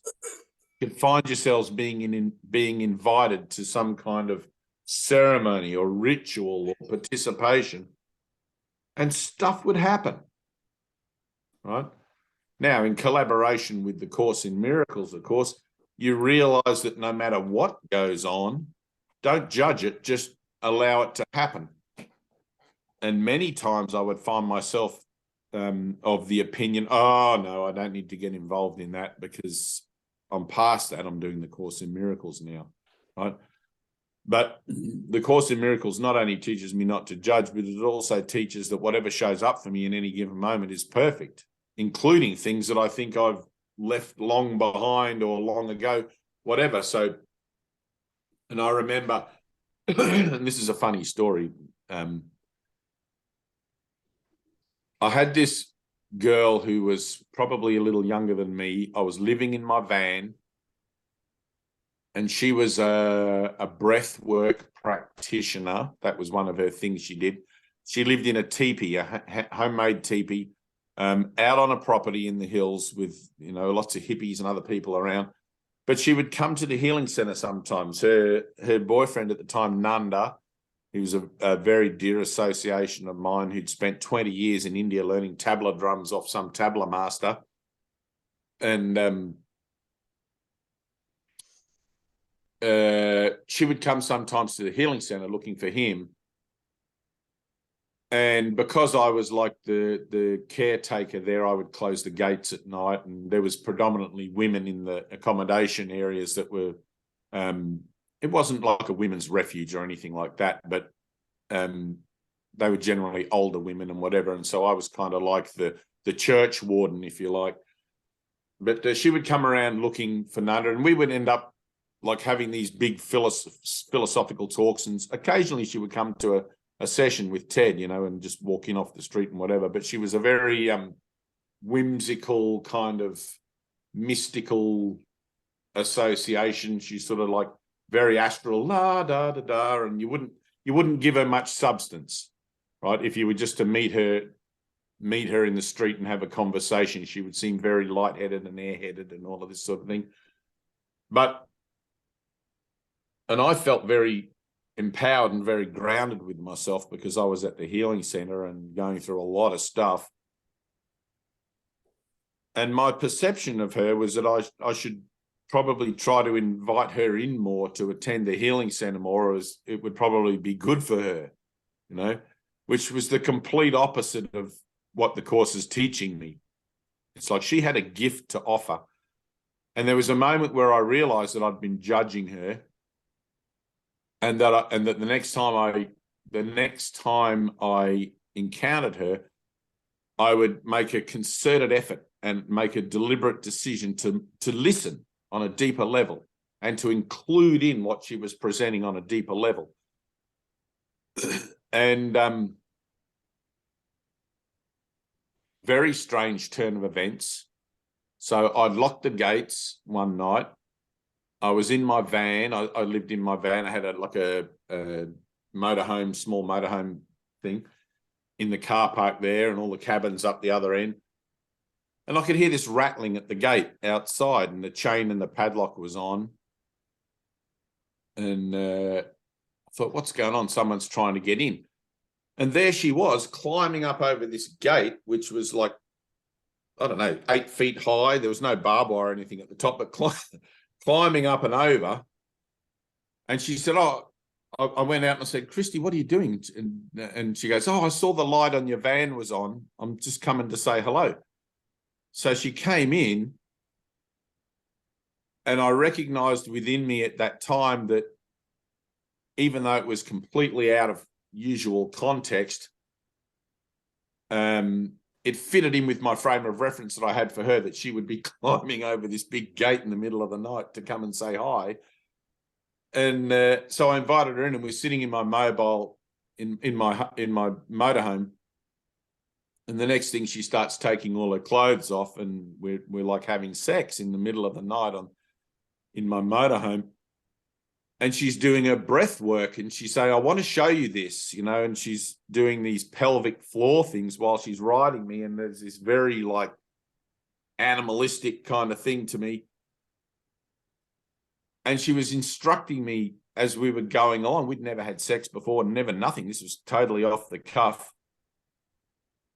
And she was telling me about breathwork, how to breathe in from your base, you know, and bring it right up and out. And Doug, this goes to a little what you were talking, well, not really, but I'll get to it. And somewhere in the middle of that encounter with her, I had an experience of leaving my body, not in a full-blown revelation, but in an experience of feeling outside of myself, just through breathing. Right? Now, I've never had that again. I don't know how that occurred in that instant, but it showed me that there are many, many ways for the mind to open, many, many ways for experience to occur, many, you know, the Course in Miracles is just a passage of mind training, but it made me realize one thing. Don't get stuck in the Course. Don't get stuck in thinking this is the way. Stay open to everything, as obscure as it looks, right? Keep an open mind. And there were many other things that occurred, because so many people in that town were like of healers and whatever. And they all formed part and parcel of the experience that I had of going through transformation. They all put a little piece of the jigsaw puzzle about my own process into play, you know. And the experiences that you have and can have and will have through doing the course, through primarily, however, just through the willingness to actually have those experiences and to ask for them, can look like anything. So one of the things, Angela, that you were saying, and this is where I kind of want to thread back to, where you said your shift was different. It had changed. Let it change, right? Don't form ritualistic or repetitive patterns of association with your own spiritual process. Let the rug be pulled out from under your feet. Let it be brand new. Let things occur that, even though they seem to be out of the box in the middle of the night and just the wildest kind of encounters, let those things happen to you.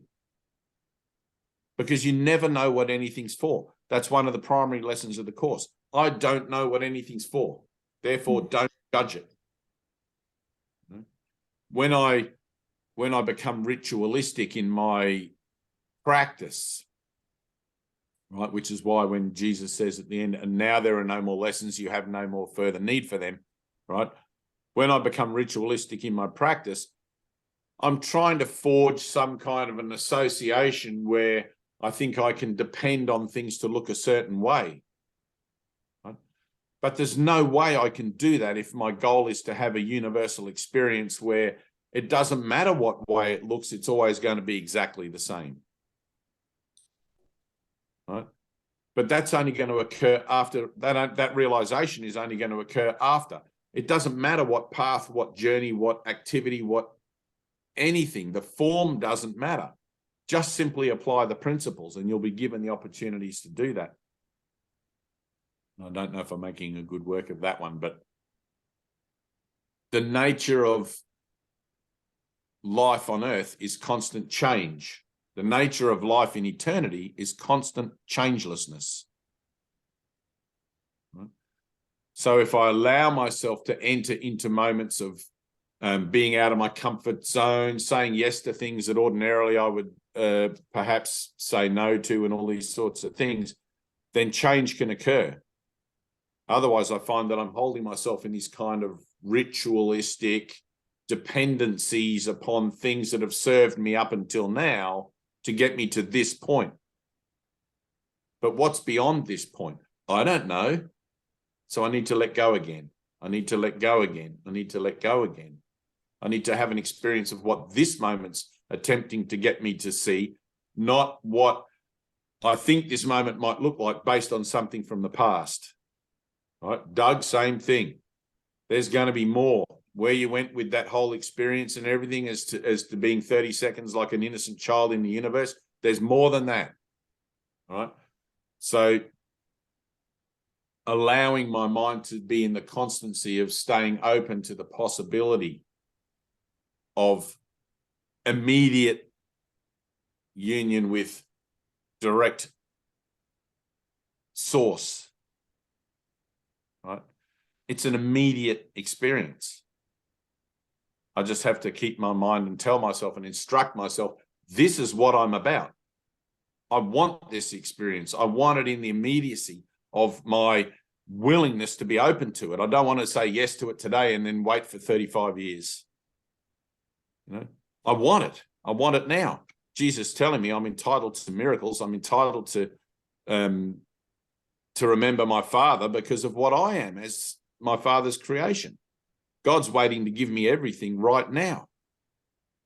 When am I willing to say yes to it on God's terms, which is unconditionally, rather than on my terms, which is, based on the limitations of my fears about saying yes to it?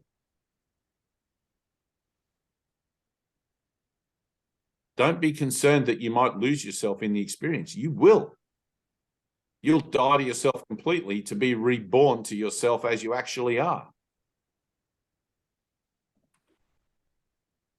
It's like Krishnamurti said, this is a journey for the very, very brave or the very, very stupid. And you kind of have to look at it that way. It's like, well, I'm probably very, very stupid, but I realize that in me that, has an incredible sense of gusto and there's some bravery there. So, you muster it all together and it's like, all right, let's do it. I'm drawing my circle. I'm going to draw my circle. I'm going to put myself through this, and whatever it takes, come hell or high water, because what else were you going to do? You're just going to go off and buy a casket somewhere at some point, weren't you? Go to the mortuary, pick out a box. This is a nice one. Oh, look, this one's got brass handles and silk lining. It's like, what, for a body? You got nothing to lose. That's the point, Tina, you have to come to. That's the point of realization that you have to come to in your own awareness. I got nothing to lose. When I went and spent the night on Mount Warning, I had nothing to lose. Right? I didn't know if there was a Jesus. I wanted to believe there was a Jesus. I'd never met him. I never had an experience of Jesus. But I knew I wasn't doing anything further my advance in forging some kind of relationship with Jesus by sitting in my living room every night watching television. I had to get off my ass and do something. So, and like that mountain, it called me. It called me. I put myself deliberately out of my comfort zone. I deliberately went, fuck this, and stepped into the unknown and allowed myself to fall by the grace of God into an experience of something that buoyed me up to show me the very next thing on my journey, the very next thing on my awakening, in my awakening that had nothing to do with the world. But I had to say yes to it totally in the recognition that I got nothing to lose.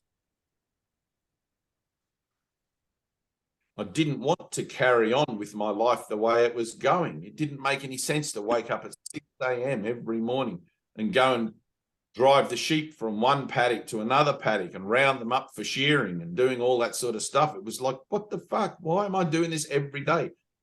It's not that I do my job, but it just didn't make sense.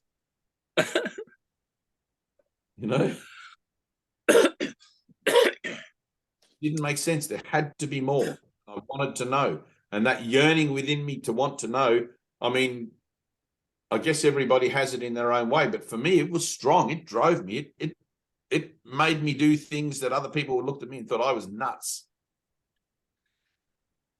I went night up on a mountain on my own on a mountaintop, wearing highly inappropriate clothing in sub-zero temperatures, pissing down rain, completely saturated. My life was on the line. I could have died from hypothermia. I had no way to get down the mountain in the middle of the night. I was there for the innings, you know. So I made the best of it and said my prayers and lit my candle and, you know, watch that video. It's, you know, like I look back now and I'm like, really? I did that? You know, that was just one little thing, one thing I did. You know, what it is that you'll do, I don't know. Maybe you'll be reading a book in the library and suddenly the universe will disappear. It could be as simple as that. I have no idea. But I always have a resonation with the teachings of Aurobindo, where he would encourage his students, get out and make bold experiments with your faith. Yeah. He would send them away, get away from me. You've heard my teachings. You know what I've got to say. Go and do this now.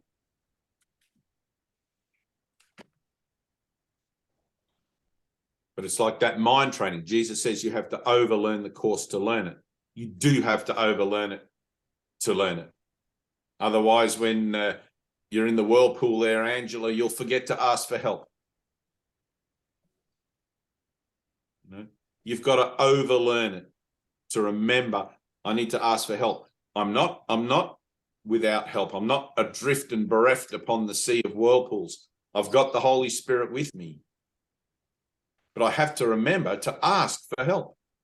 I have to remember to ask for guidance.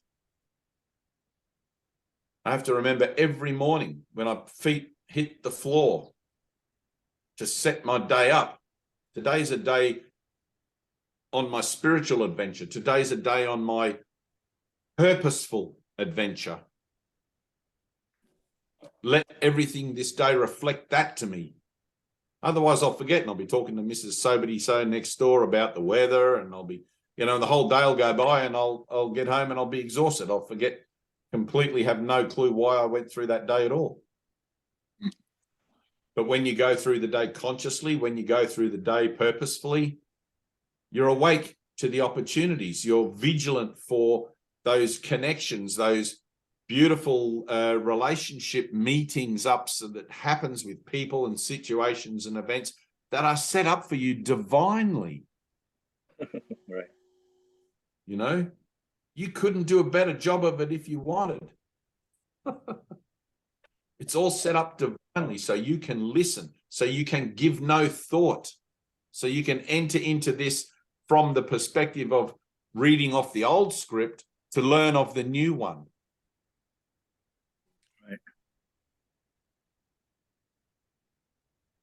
Right.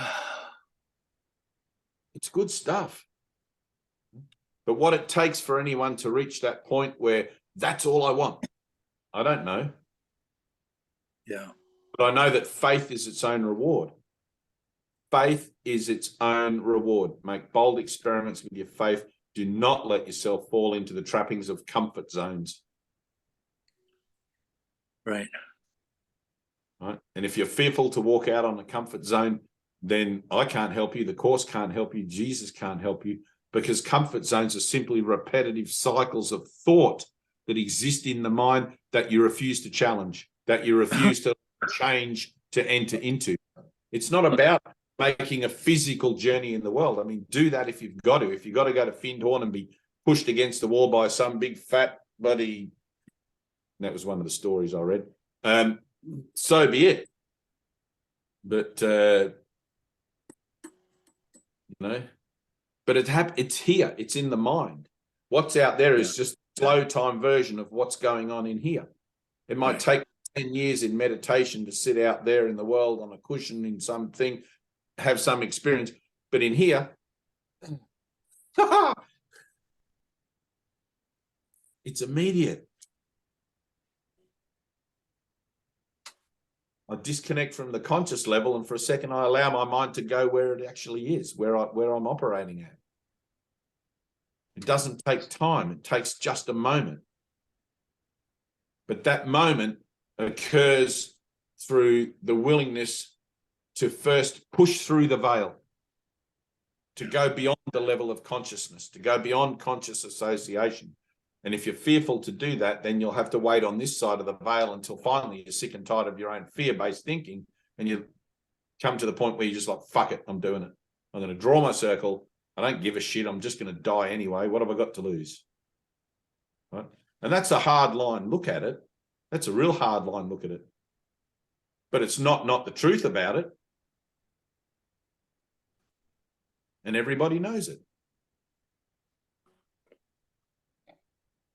You know, you can't say yes to Jesus when Jesus says, give up the world and follow me. You can't say yes like the merchant on his way to sell his goods and say, yes, Jesus, but. There's no but. There's no but. It's all or nothing. It's either yes, I'm coming with you, or no, I'm not. There's no halfway. There's no, you know, be either hot or cold. Lukewarm is nothing. It's either yes or no. You cannot serve two masters. And I think once you realize that that's all there is, that is Yes. all there. And once Yes. you realize that, and you have that in your mind, that that is all there is, that yearning, and you know it's there because you have it and you've tasted it, you've touched it, and you know that that's all there is. And that Jesus is just waiting to give it all to you, just willing, wanting, desiring. It's all there, and his hand is reaching out. Yeah. And the incredible love that I feel around that, I can't express it. I know that I have to say yes. And once you know you have to say yes, you get the calling for that.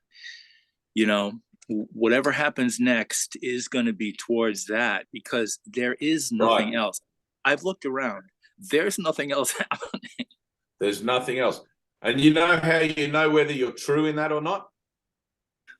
Is if I was to give you an assignment right now, are you going to say yes to it? Or are you going to think about it? That's Yes, where I'll say yes. I would have to say yes.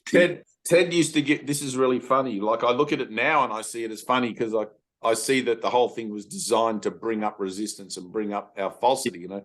But Ted would often give us little assignments, and so would Greta. Greta was my very first mother hen teacher. And I remember she gave me an assignment of playing the music in session one day, and there was these two tape CD deck things that you mix the music so one song overlaps the other one, you know, and the stereo buttons and knobs. I had no clue, right? We were just doing a meditation one day, and the guy that, I can't even remember who it was, the guy that usually played the music for it, he wasn't there. And Greta just taps me on the shoulder and she goes, in a best Dutch accent, my best Dutch accent, she goes, David, you can do the music. You know how to do it. Go and do it. You know? And I'm like, what? I'd never even been behind the little DJ booth. I didn't know what anything. There was just tons of CDs and all this stuff. But I worked it out and I did it. Like I said yes to it, and the download came, and I just sort of knew, you know, I'd had one stereo before, but not two. And that was it. After that, I was doing music all the time. But Ted used to be the same. He would give us little assignments, you know, and you guys are going to proofread the 20-minute books that we're going to do, and this and that and the other. And man, it would push every button because there was attitudes towards the healing center where you would just come along, you do what was thing, and then you go home. You know, there was no obligation particularly to have to put more of yourself in and to give of yourself more than just a cursory kind of participation. And when Ted would put you on the spot and make you, you know, you'd be faced with a decision about having to make some kind of more specific commitment to the healing center and thus your own process, it was threatening. Like it was really like in your face. And one of the more in the face things that I had was the very first little outreach thing that we did. And I think it was Willem. Willem used to run the AA class on a Sunday out the back. And he asked me, I think, to take the AA and Course in Miracles side-by-side books that we had and take them around to the particular AA groups. And I said yes to that, even though I had no money and I had no idea how I was going to get all the way around the country. But it happened. You know, it happened. 3 of us ended up going, and it just miraculously happened. People supported us as we went around. But I had to say yes first. So pretty simple stuff when you look back at it, but when you can see that everything's designed as part of your own process, everything's just set up for you perfectly to be able to look at not only your falsity, but to be able to identify the opportunities within that, you know. But you've got to get out of that ritualistic thing. You've got to be able to take no thought for it and just say yes and enter into it without the idea of how it makes you feel. Because however it makes you feel, regardless, doesn't matter. In the end, it doesn't matter. You don't really have a choice. It's inevitable. How long you want to take is the only choice you have. It's like Jesus says in the Course, how long, Holy Son? How long? So it's like, be about it. Be about your Father's business. And Barry, I'd be interested to hear if you end up at Findhorn. I mean, you may not, but there may be some other thing that comes to mind or is presented to you in your willingness to say yes to a greater unraveling, perhaps. But I'm keeping my finger on my nose with regards to that, because that's what I've been asking for also. Jesus always just tells me, just sit back, relax, and enjoy the ride. You know, the last time I asked him for more was some years ago now, and he said to me, "What more could you possibly want?" It's like the memory of God is everything. That's the Holy Grail, you know. He said, "What more could you possibly want?" And I said, "I don't know." And he said, "Well, sit back, relax, and enjoy the ride." And he said it in kind of a firm, big brother, like, enough of your nonsense kind of tone of voice. Put me in my place, you know. It was nice, but it was like, oh shit, is Jesus cranky at me? Does he think I don't appreciate what's been given? So anyway, I don't know. But I'm ever grateful. You know, that's all I know. If I lose sight of that gratitude, then I know there's work to be done. It's like grateful for everything. An attitude of gratitude is what you develop when you learn to put faith, or when you learn to appreciate that faith is its own reward. It's like, wow, I'm grateful for the opportunities to go outside of my comfort zone. I'm grateful for the opportunities to step into greater experiences of myself, even if that means making a confrontation with my own fear, with my own doubt, with my own, and it will. If you're not making a confrontation with your own fear and doubt, then you're not really doing the work. I think that's Gangaji. If you don't find yourself in the turmoil, you're not really on the journey. Something along those lines. So finding the turmoil in life and confronting it with certainty of purpose. Without certainty of purpose, it's just turmoil. But when you confront it with certainty of purpose, it's opportunity.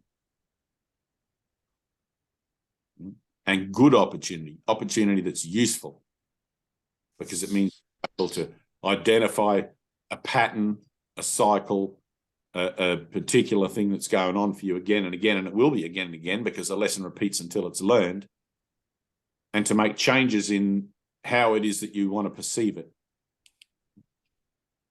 Not changes by you, but changes through you. For remembering to ask for help. Help me to see this differently, Lord. How would you have me see this? There's no point trying to heal something with a concept. Let me look at what the Course in Miracles says about this. Fuck that. Stop looking in the Course in Miracles what it says about this. Ask for help. That's what the Course in Miracles is telling you. You have an internal teacher. That's what it's telling you. your internal teacher will guide you perfectly through those strange encounters and through those opportunities to show you something pertinent and relevant to you in your awakening. It's the one awakening, but the symbols and the signs and the things that you're able to understand are going to be different in a certain regard to what occurs for me.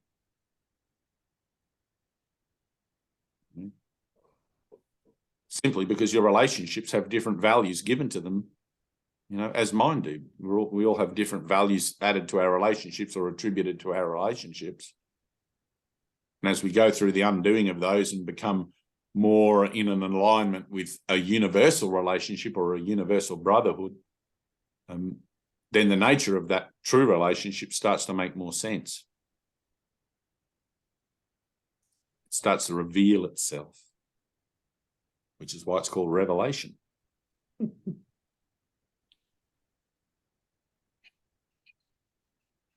All right, Tina, can you read lesson 64, please?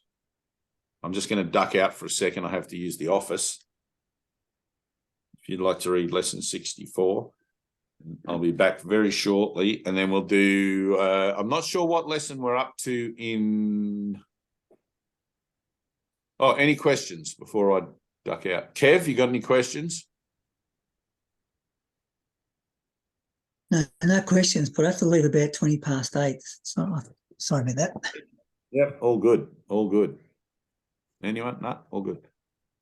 All right, I'll be back in a second.